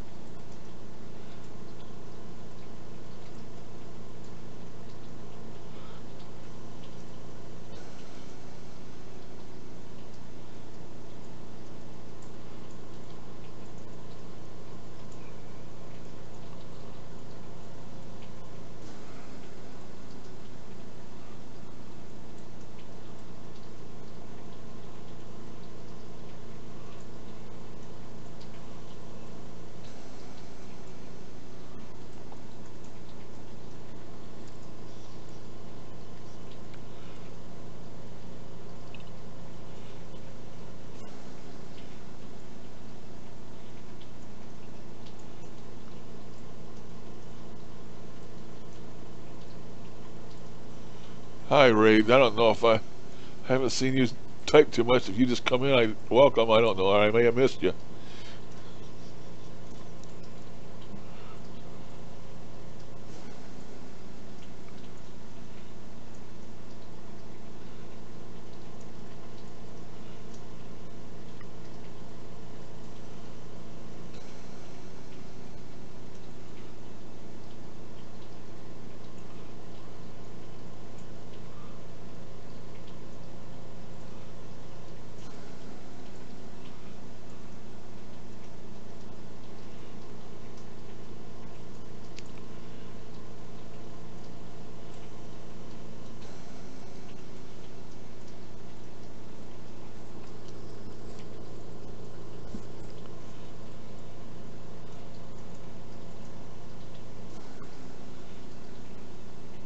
Okay, Ray.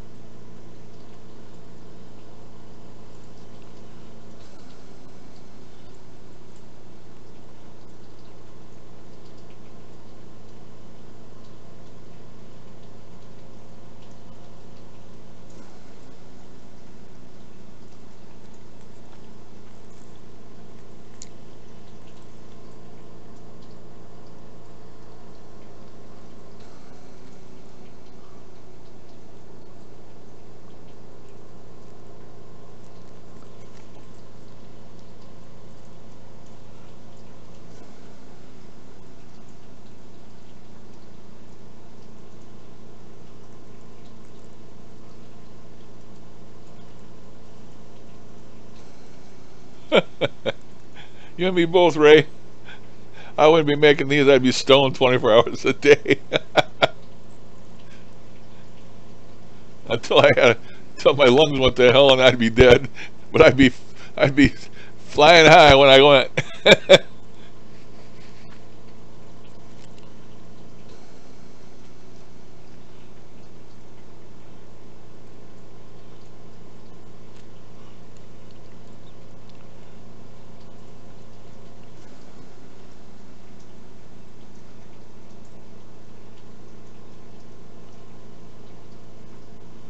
Who was that guy that was in here last time from Scotland? I seen a TV program the other day on Scotland, and can't remember his name now. Of course, I don't remember anything anyway. But we had a gentleman in here the other day from Scotland. I watched a program the other day on TV about Scotland. It was about haunted Scotland, and it was about some castle. I can't think of the name of the castle, but it was famous for a ghost that's resident there, and he was a piper, and a bagpipe player, of course, a piper. And people might know the story. The owner of the castle went off to fight or something on his ship, and the castle was overrun and taken over. And of course, they killed everybody except the piper. Pipers don't get killed for some reason. They have some type of immunity. And the piper was up on top of the castle one day and seen his owner coming back, the owner of the castle coming back on a ship. And he started playing the bagpipes to ward him off. And he did ward him off. And the owner of the castle knew that it had been taken over, and the bagpipe player saved his life, but he got caught, and they cut his hands off, the piper's hands off, so he couldn't pipe no more. Well, they all thought it was just a legend, but then they were doing something to the castle with the flagstones in the courtyard inside the castle, and they pulled it, they were redoing them or something. They pulled one up, and they found a skull, and they pulled some more up, and they found the complete skeleton of a man underneath the flagstones, and his arms had no hands. So it was for real. I watched that on TV, and it was really, really interesting.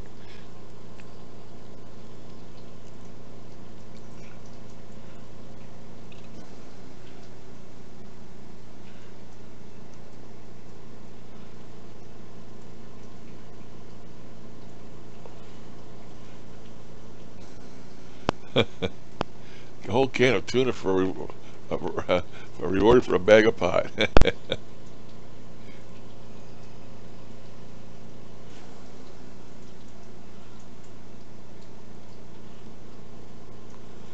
We'd love to have you share it with us, Zara. Whenever you feel like you want to share, we're sure everybody would like to hear it.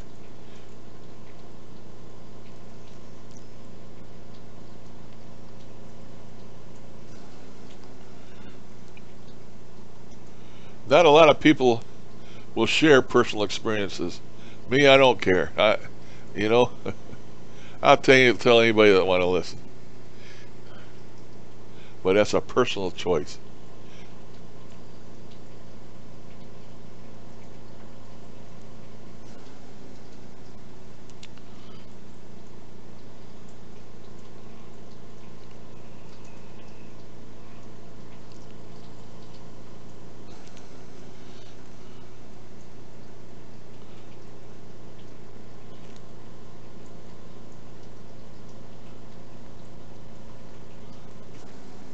All your videos are lovely, Zara. You have a great way of making videos. You know, I always told you, I always enjoy your videos where you just go out and walk and talk, and wish I could do the walking part.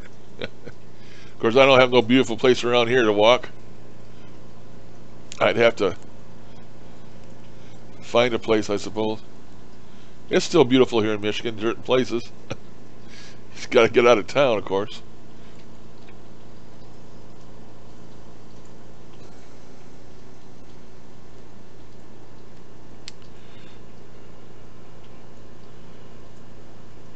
Well, I think Zara has two different YouTube channels. She's got one for the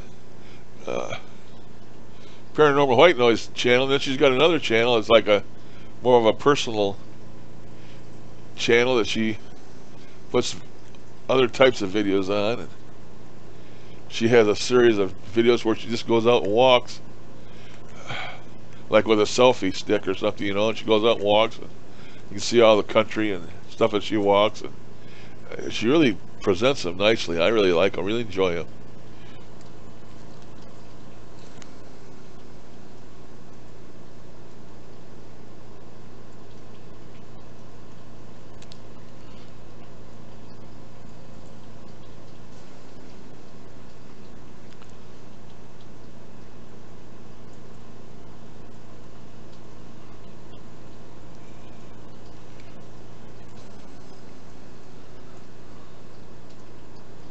I can't come up with enough videos for my one channel, let alone have two of them. Although I tried, I had a channel with my game stuff, but that went over like a hot potato. So that was a fail. I deleted that in a hurry. That's something else I could do. I could make some videos of me gaming and stuff, but they don't go over well. People don't care about it. Don't want to watch them. They don't come to my channel to watch gamer videos. And I can make a lot of videos on my shortwave listening, and people don't come here for that.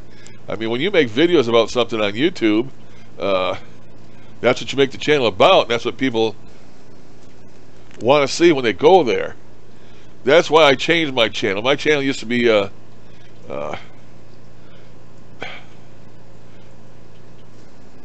paranormal channel. I used to say it in the title. I don't even remember what I used to call it. Scary Larry's Paranormal Channel, or Scary Larry's Paranormal, or Scary Larry Paranormal.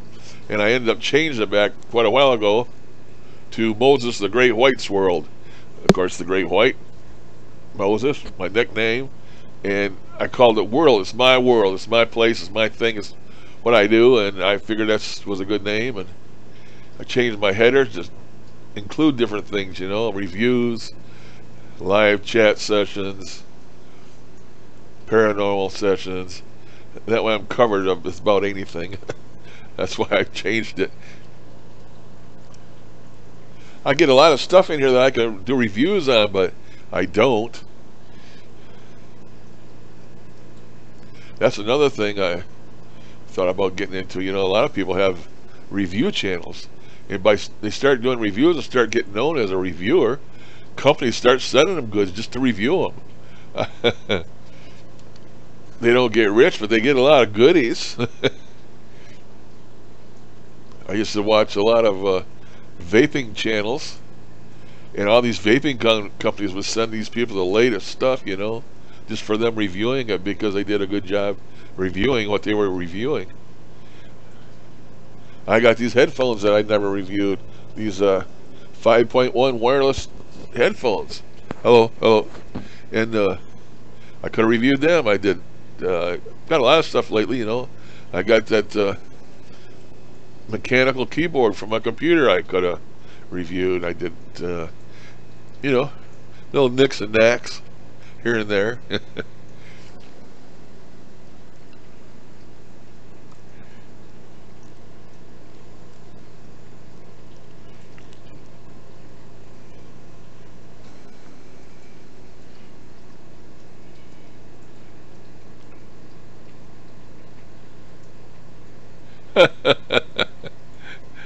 Don't tease us, Darren.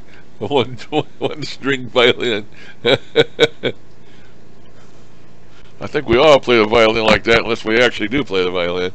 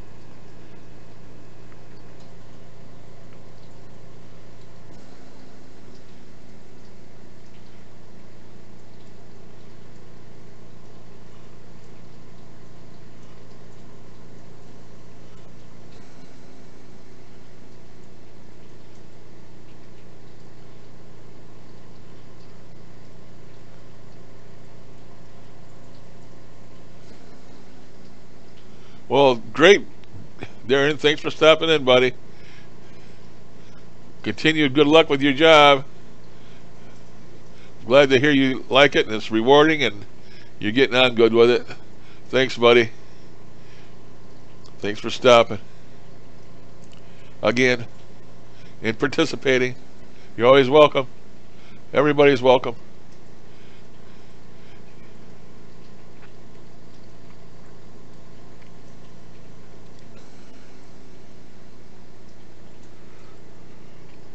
You know, if there's anything to be proud of, I'm proud of all you guys. For the simple reason that as long many of these things we've never had any type of a fight on here or drama. We did have a person come in and try and disrupt us once upon a time, a hater, troll. But other than that, we have had a little feistiness once or twice, I believe. But it was very short-lived. But we've never had any fights or drama or none of that stuff going on. Everybody conducts themselves like adults, and everybody on here seems to get along, and we're all friends, And anybody new that comes in here, if they keep coming back, they're going to be a friend too, And that's right. My intent for doing this, I really like just doing this, and I really should come up with some type of a schedule and do it like a couple times a week. I've been doing it about every 2 or 3 days, 4 days now, but I still don't have my schedule, and I get in here really early in the morning, which is too early for many people, and it's really late for some people on the other side of the world or down under. There's not a time that I could come up with that would be good for both sides of the world or the whole world. I mean, it just isn't. Somebody's going to miss out or lose out, and whoever's here now works at this time early in the day for me, and most early in the day for most people in the United States, especially on the West Coast. I mean, they're 3 hours behind me, and I get out here at 5 o'clock in the morning. I mean, they're not going to be getting out here at 2 o'clock in the morning, so I'm missing out on those people. And it's late night over in Europe. I don't know when there is a good time to do this. I don't know how you schedule a time where lots of people that want to participate could. I don't know how to do it. I don't know how to go about it.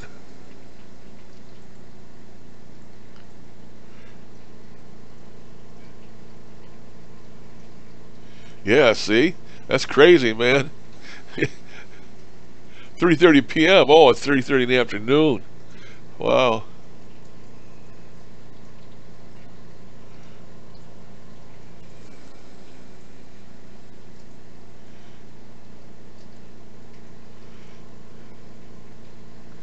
Yep, you duck and weave, Darren. He know not what he do, man. You probably know not what he do. He just lucky to have you taking care of him. Maybe that'll lessen as time goes on. He becomes more accustomed to you.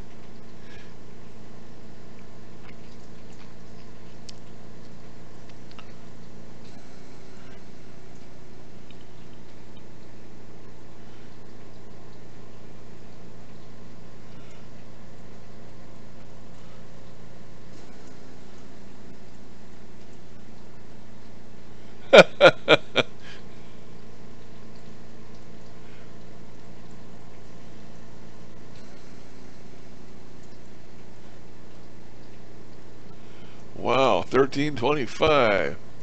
That would make it 1:25 in the afternoon.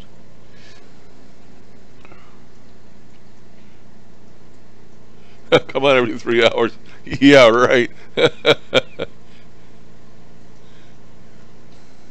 Yeah, so Michael, you're an hour behind me, so it's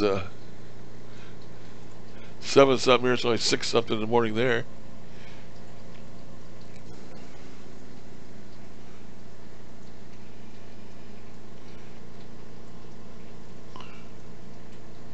Hard to know when to do these.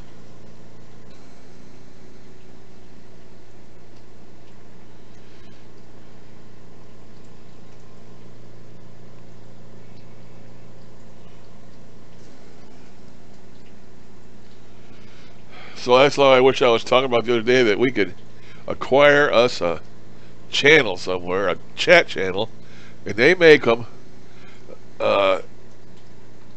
that we someplace where we could create a channel, a chat channel, but somebody was saying that it would have to be a moderator, and you can't have a moderator under 24 hours a day.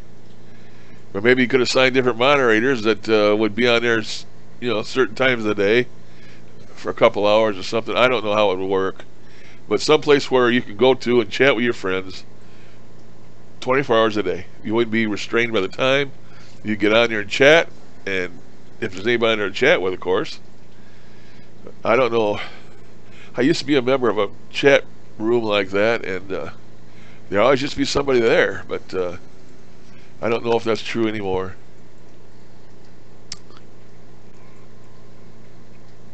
Because everybody can live stream now. I can live stream on Facebook, but you won't see it on YouTube, but I can live stream on Facebook. Everybody can now. It's getting easier and easier to live stream. I can live stream off my telephone. I don't need to use YouTube.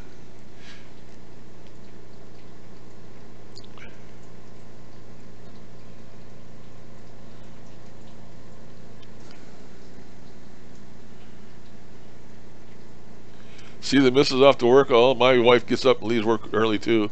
She was gone. She must have went in late today. She went about 5, not quite 5:30. She must have been working 5:30 today. Sometimes she works. I think she's working 8 hours a day now, or 9 hours a day, 6 days a week, or 5 days a week. But once Christmas is over, I heard her telling somebody that she's going back. They have a 4-day work week. They work 10 hours, 4 days, and she seems to like that. I keep telling her she should retire, but she won't listen to me. She's older than I am. She's 68, and still works.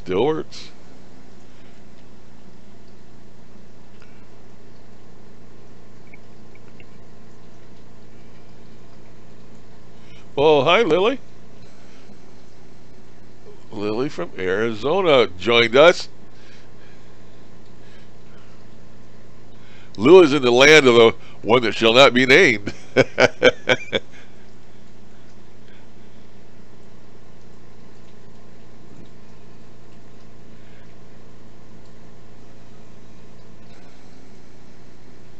Okay, Baran, thanks so much for coming again.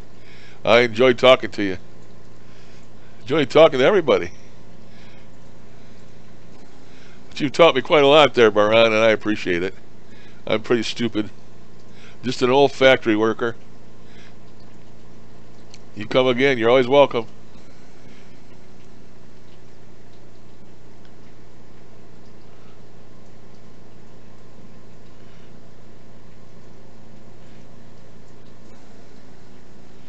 I try and be positive. I didn't used to be this way, but I guess the spirits and the have changed my mind. A couple of near-death experiences changed my mind.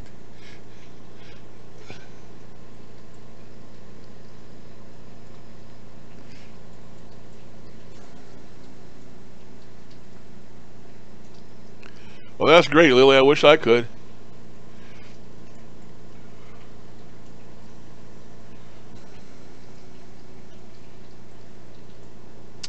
I'm sure my wife wishes I could too.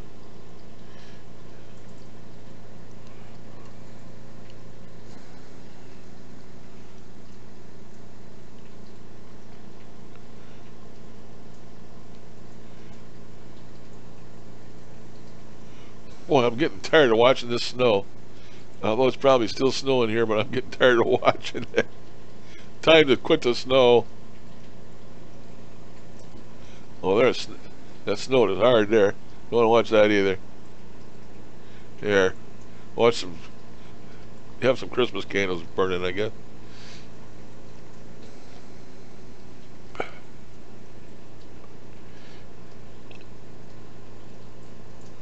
Well, I've been out here 2 hours. I'm still going strong. Hey, as long as you people want to keep going, I'll keep going. I'm over here in my easy chair now. Don't bother me like sitting at that desk. Got a marathon going. Usually not on here this long. I see people have streams that are hours and hours long.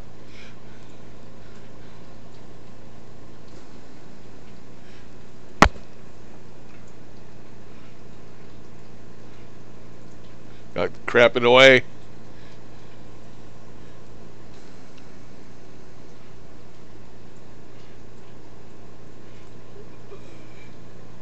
Let me see if I got that in.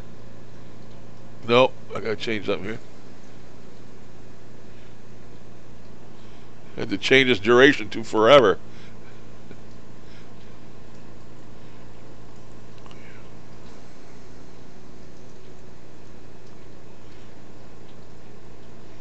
Oh, I know about the back and the legs, feet.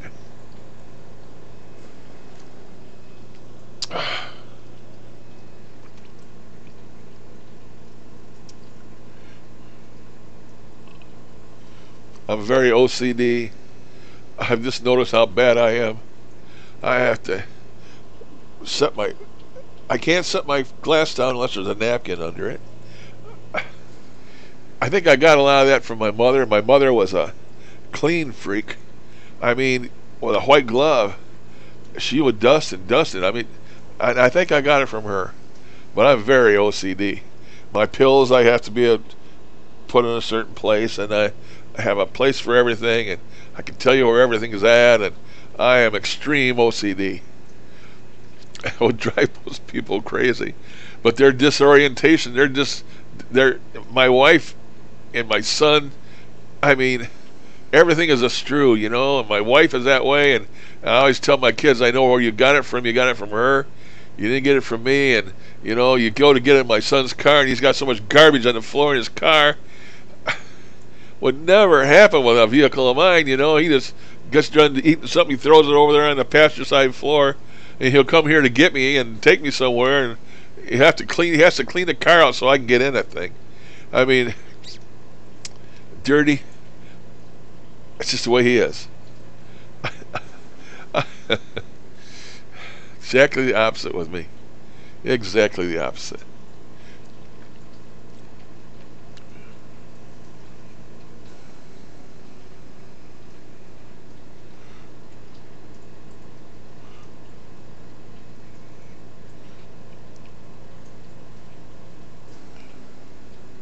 Yeah, we all have to put up with our shortcomings. That's part of life. Maybe that's our own personal test from the one up above. They always say, you know, every life you have here on earth, if you believe in reincarnation, is to learn, and we're put here to learn and put in a situation that we wasn't in each time. And although I don't know if I believe in reincarnation any more than I do anything else, I guess.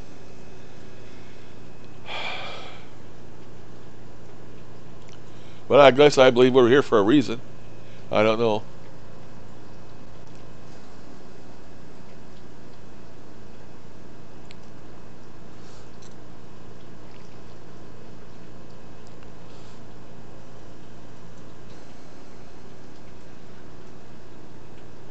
Yeah. My family don't say anything. That's one thing I got is a lot of respect for my children. As soon as I quit smoking 30 years ago, they don't smoke in my house. I don't even have to ask them not to smoke in my house. They go outside and smoke. They just automatically do it. I don't even have to ask them.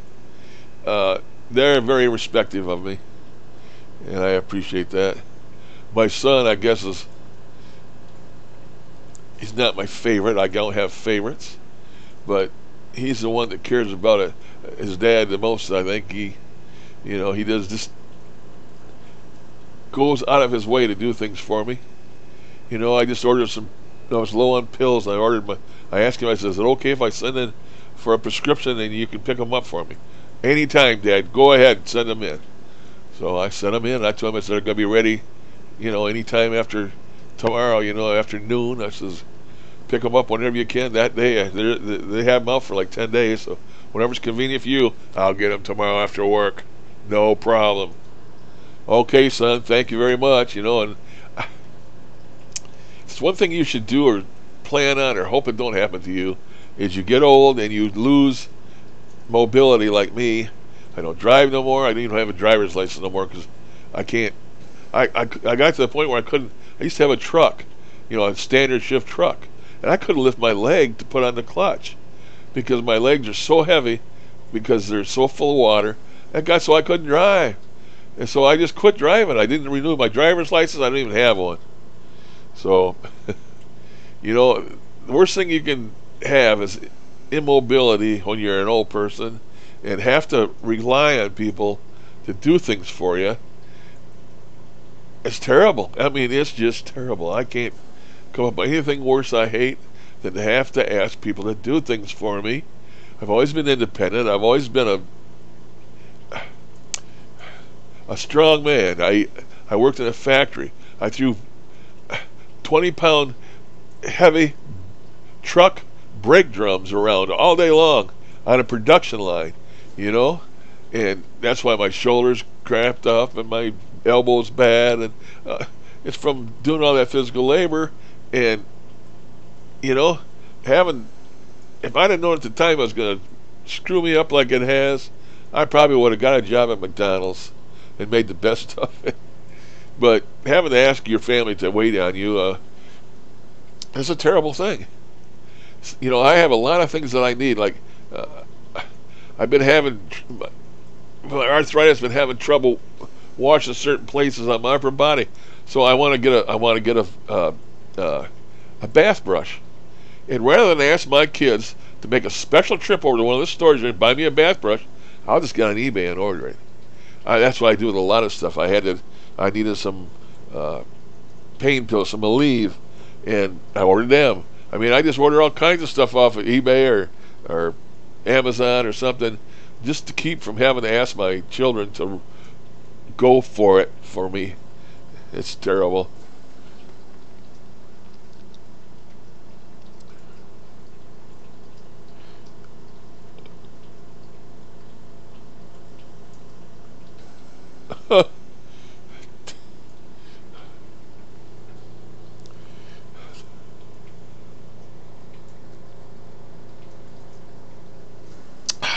"99 problems," and I hope that ain't one, Michael. I got them in-home workers going to come in and work on my legs 2 or 3 times a week, and they give me a hour and a half question session, about all my information. Want to know where every pimple on your butt was, and of course the subject of suicide came up, and I said, "Yeah, I've thought about it before," and I said, "I can know how old people do it and why they do it, because sometimes you just feel like you're such a burden on people, and you get so depressed about not wanting to have to ask your children to do this and do that. I can see how old people commit suicide. It's very easy for me to see how they do it." And of course, she didn't want to hear that, and I said, "Hey, look, if I was going to commit suicide, why, do you have any suicidal thoughts now?" I said, "Well, hell no. If I want to commit suicide, I'd have done it a long time ago." I said, "I'm too big of a coward." And I said, "Besides, I wouldn't do that to my family." But, you mentioned that word suicide, and it's like a red flag to all them workers. And, you know how I like to talk. We had a good talk for an hour and a half. She went away satisfied, and I'm still waiting to hear if they're going to when they're going to work on my feet. I think I'm going to tell her just to postpone it till after Christmas, because I don't need to deal with them people coming in here 2 or 3 times a week working on my legs at Christmas time. There's going to be too much going on around here, and I'm all for it once Christmas is over and New Year's. I'll tell her to call me back in January, and we'll start it and get things done.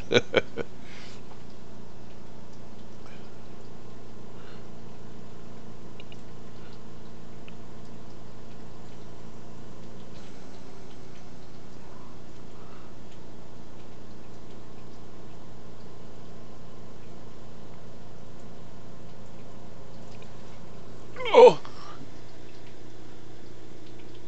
Viralis TV. Welcome.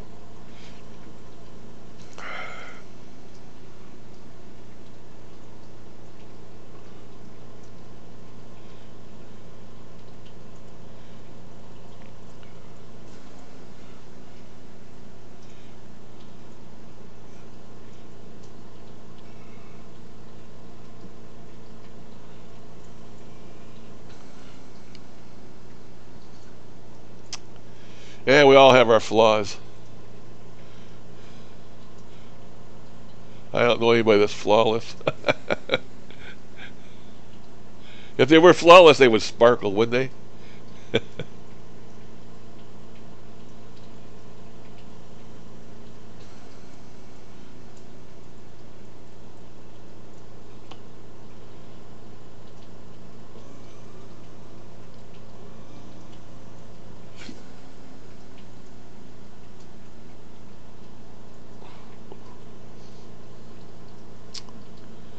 Personally, I just don't know how a person could do it, but uh, I have to do. I do have to say that sometimes people do things when they're not in the right state. I think I revealed to you guys once about being so mad once I almost killed somebody, and I actually felt like it, wanted to, and I never thought I would ever be in a place like that. But it's just like something snapped. And I can see from that experience that something like that could happen. You know, the drop of a hat. I don't think none of us are beyond that.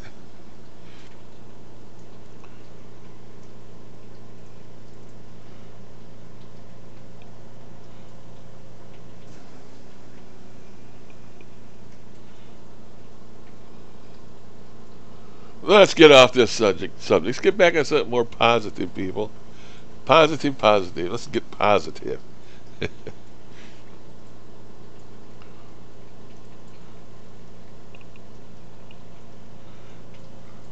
I hope you all have your Christmas shopping done. Have you all spent all your money yet? Have you all been out and have you all been out fighting the crowds? I don't think there's really crowds yet, but it's getting closer.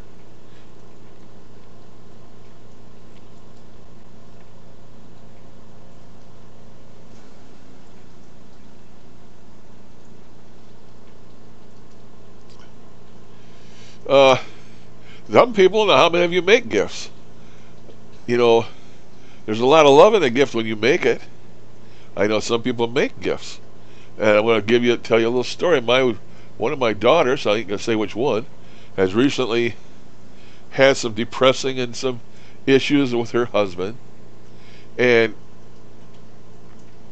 she is a recovering alcoholic of over 5 years. She started talking about drinking again. And all her friends came forth to her on social media and told her not to. And of course I told her not to, that it would crush me. And she says, no, I'm not going to. She said, but I even dreamed about it. And I said, well, don't dream about it. And I said, don't even consider it. And she didn't, and she hasn't. And she's still on the up and up. But, things get to people in their life, unexpectedly come around and get to you. Well, anyway, this daughter, she's a crocheting nut. She loves to crochet. And she does that she sits there on the couch and watches TV at night and crochets. She makes all kinds of gifts for people at Christmas time. She crochets them. And she makes these crocheted beards you put for women and stuff that you put on when you go out in the cold. And she makes all kinds of stuff. And she loves to crochet. So me and her had a big talk over this situation, and it went well. And she listened to Dad. But anyway, I was thinking about her the other day, and so I got on the internet and I looked up crochet hooks, and I did a query on what is the best crochet hook available, and it kept coming back at time and time again about these one certain crochet hooks. They're called, I don't know what they're called, something more like French for love or what something. But anyway, it's a set of the crochet hooks that is well known and fiercely liked by all the big crocheters. So I got on Amazon, found them, and I bought her a set in a nice pouch that they all fit in and stuff. And they should be here today, and I'm going to give them to her. Her birthday is Thursday, the 14th. And like I told her, these aren't for your birthday. They aren't for Christmas. They're just to cheer you up and let you know that I love you and I'm here for you. And so I'm going to give her those today. So that's just a dad being a dad, you know, to one of his grown-up daughters. And how's that for sharing? I just shared with you.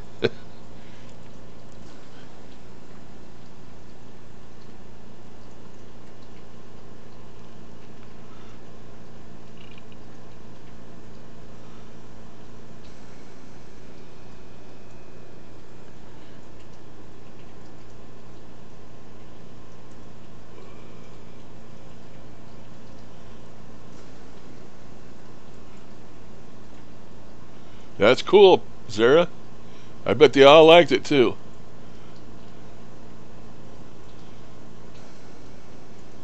Because you can't go out and buy a gift that's got love in it. Well, you make one, it automatically has love in it. No matter how minuscule, it shows that you took the time to personally make that item for that person because you love them.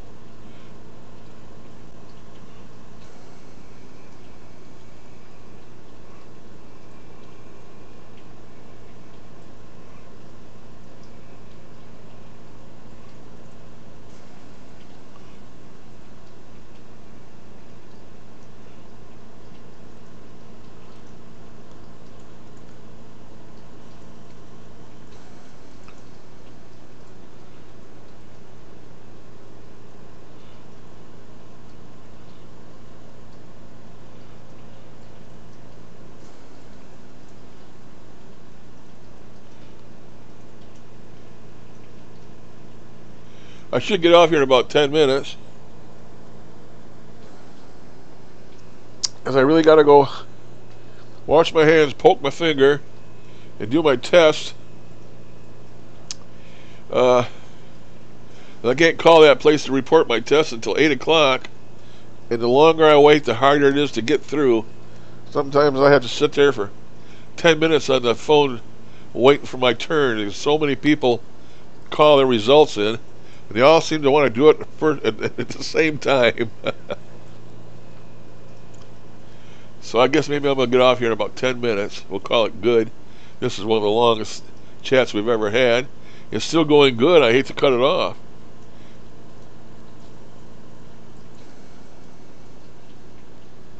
Oh, needlework. Yeah, my mom used to do that needlework.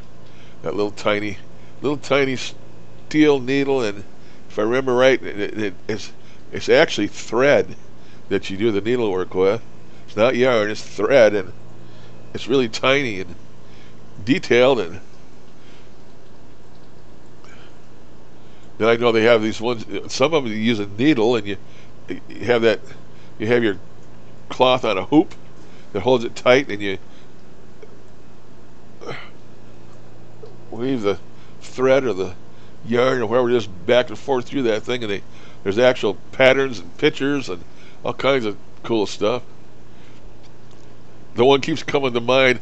There's no place like home, or something like what do they call them? Shoot, yeah, I think of what they call them. Sampler. Well, I'm not completely stupid. You know, I even thought about crocheting once. It would give me something to do in my spare time, but I don't know if I could see good enough to do it, or if I had enough patience without getting PO'd and throwing the damn thing.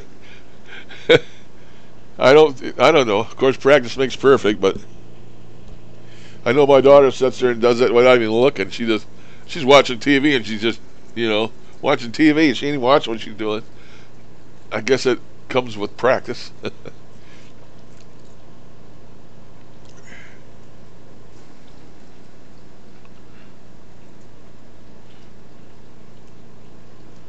Really, Mike? You make custom guitars? Are you serious?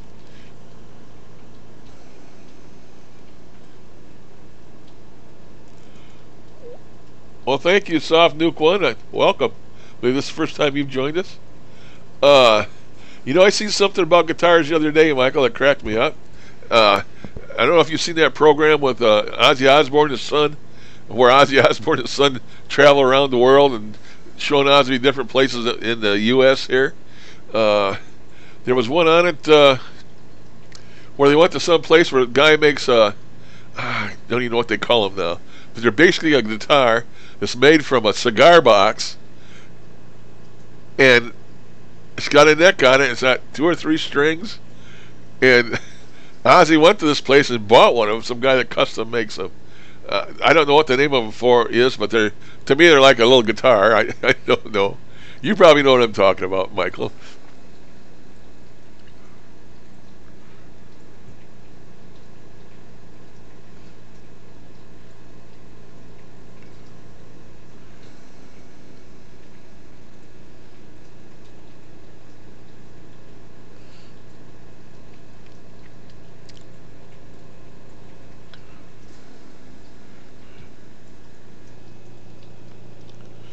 I don't know what the heck the name of them is.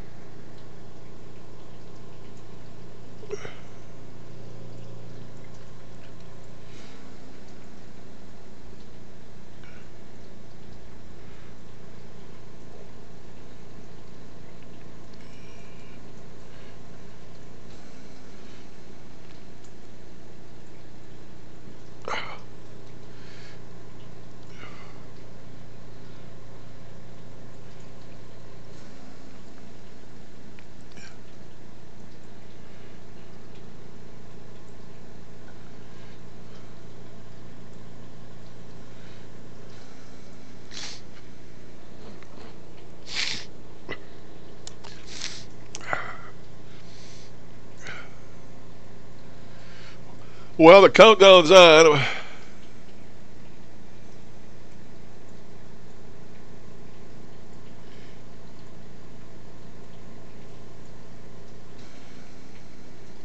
Well, thank you, sir, or lady. I don't know. You haven't told me which yet, or your name. It's hard. You have to come on here quite a few times in order for me to associate, because I'm an old man and the old beaner don't work like it's supposed to anymore. It's hard for me to get something into my head where it stays, but thank you for the like. I appreciate it.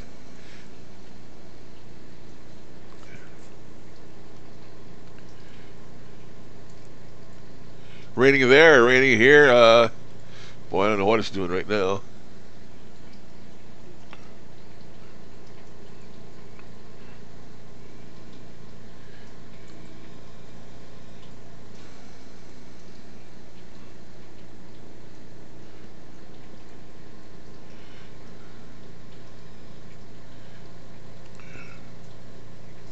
Actually, it's partly cloudy right now.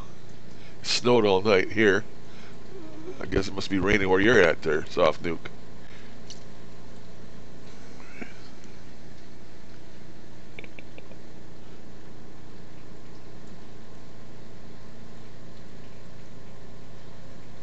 Cool. Well, welcome, Ben.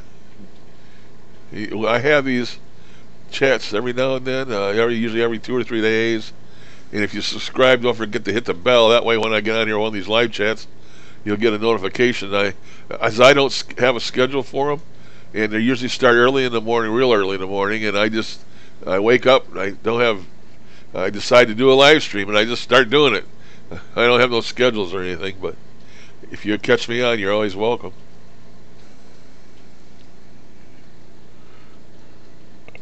The trombone, cool, Zara. The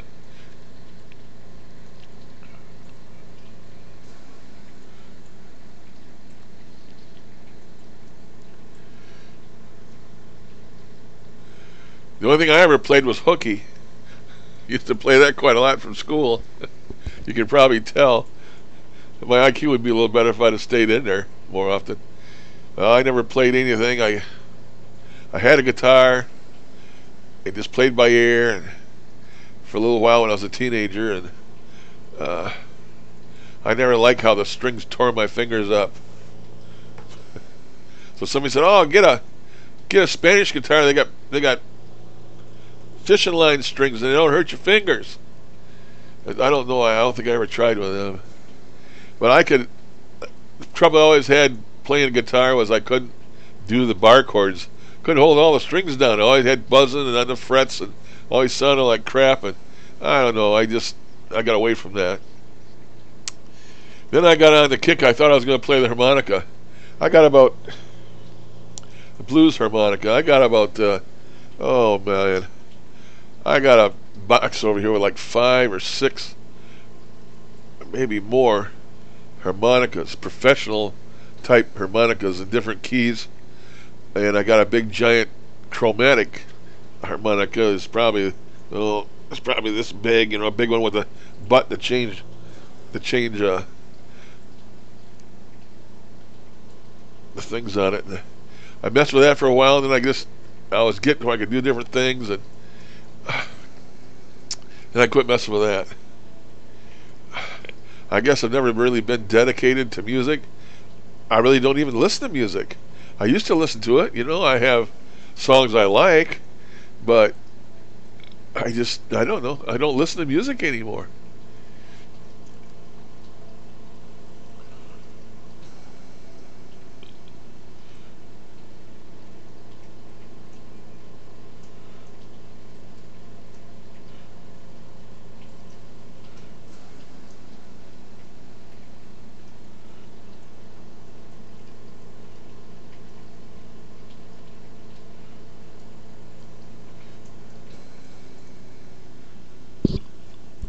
Well, anyway, Ben, I look like Santa Claus.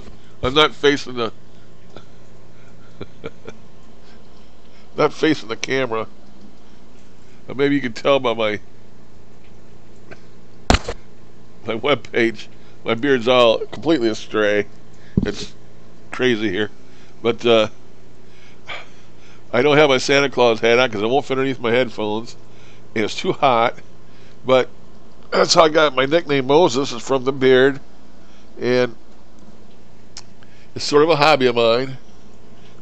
Before I got into YouTube and stuff, I used to have a couple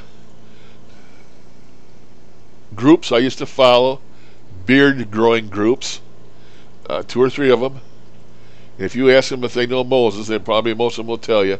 I'm not active on any of them anymore. I've got beard growing certificates and different things, and so that was one of my hobbies, is growing a beard. And all you gotta do is just stop shaving. But I always got had stuff going with that before I started into this YouTube stuff. I had my beard growing hobby, but it's not a hobby anymore. It's just me.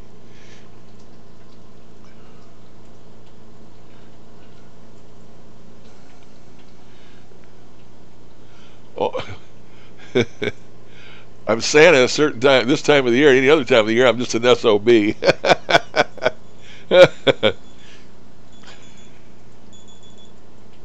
Or Moses. Uh-oh.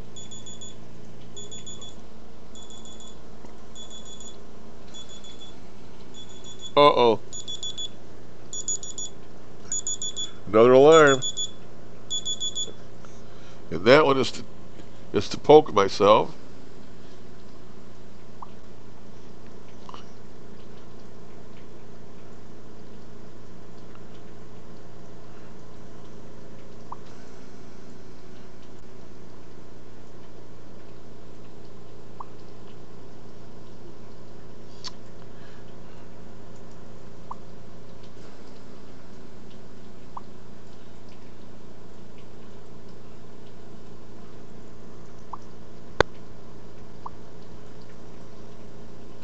Well, I'm going to have to get off here and poke my finger.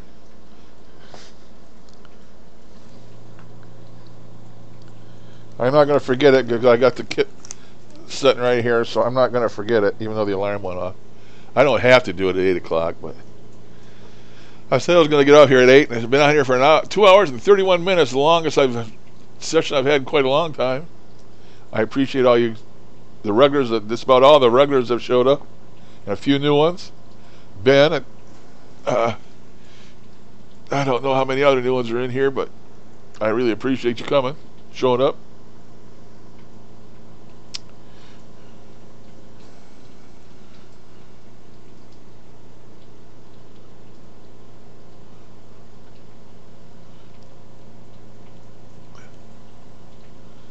So I'm going to tell everybody good morning, and I'm going to get off here. I'm going to go wash my hands, poke my finger, get that taken care of, put some batteries in that one recorder, and I'm going to fire up all 3 devices like I was talking about. My smartphone, my Olympus recorder, and my Tascam recorder, and I'm going to lay them right in a row. I'm going to put the camera on them, and I'm going to ask questions and see if I get any EVPs and which device I got the EVP on, because they're all 3 are going to be recording at the same time, and I'm going to see if I got EVPs on one and not the others, or if I got them all on all 3 or whatever. It's a test I want to do. I'm going to try and do that, and I'll try and make a video of it and put it on my channel. That's what I have in store and what I have in mind. But got to poke my finger first. I haven't had no breakfast yet, so I got other things to do too. But I'm going to try and get it done today and see what happens. So I want to thank you all for stopping, all for following me, being my friend, coming back time and time again. I really appreciate it, and it's just great feeling to know that you have friends all over the world, and I certainly do, because they certainly show up here, and I know they're all my friends, and that's great. So thank you once again. I'm going to get out of here, and I'm going to say goodbye and say toodaloo. And I'm going to end this because I got to get going, man. I got to do some other things. Mainly poking my finger and before I forget about it.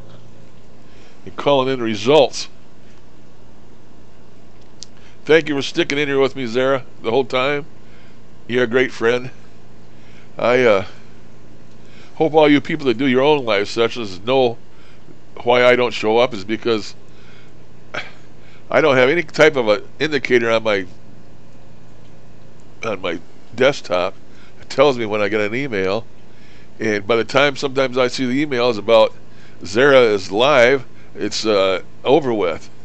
And sometimes when I do catch you, I don't know. I let you know I'm there, but I don't participate because it's so hard for me to type on that keyboard because I can't see.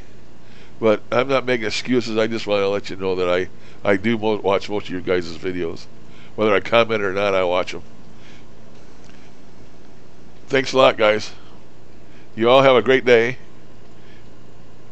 And the rest of the week, I'll probably be back in a few days, couple days, 3 days. I'll try and get that video out if I can do it. That's what I have intentions of doing today. So, thank you. I'm going. Bye-bye. Toodaloo. Toodaloo.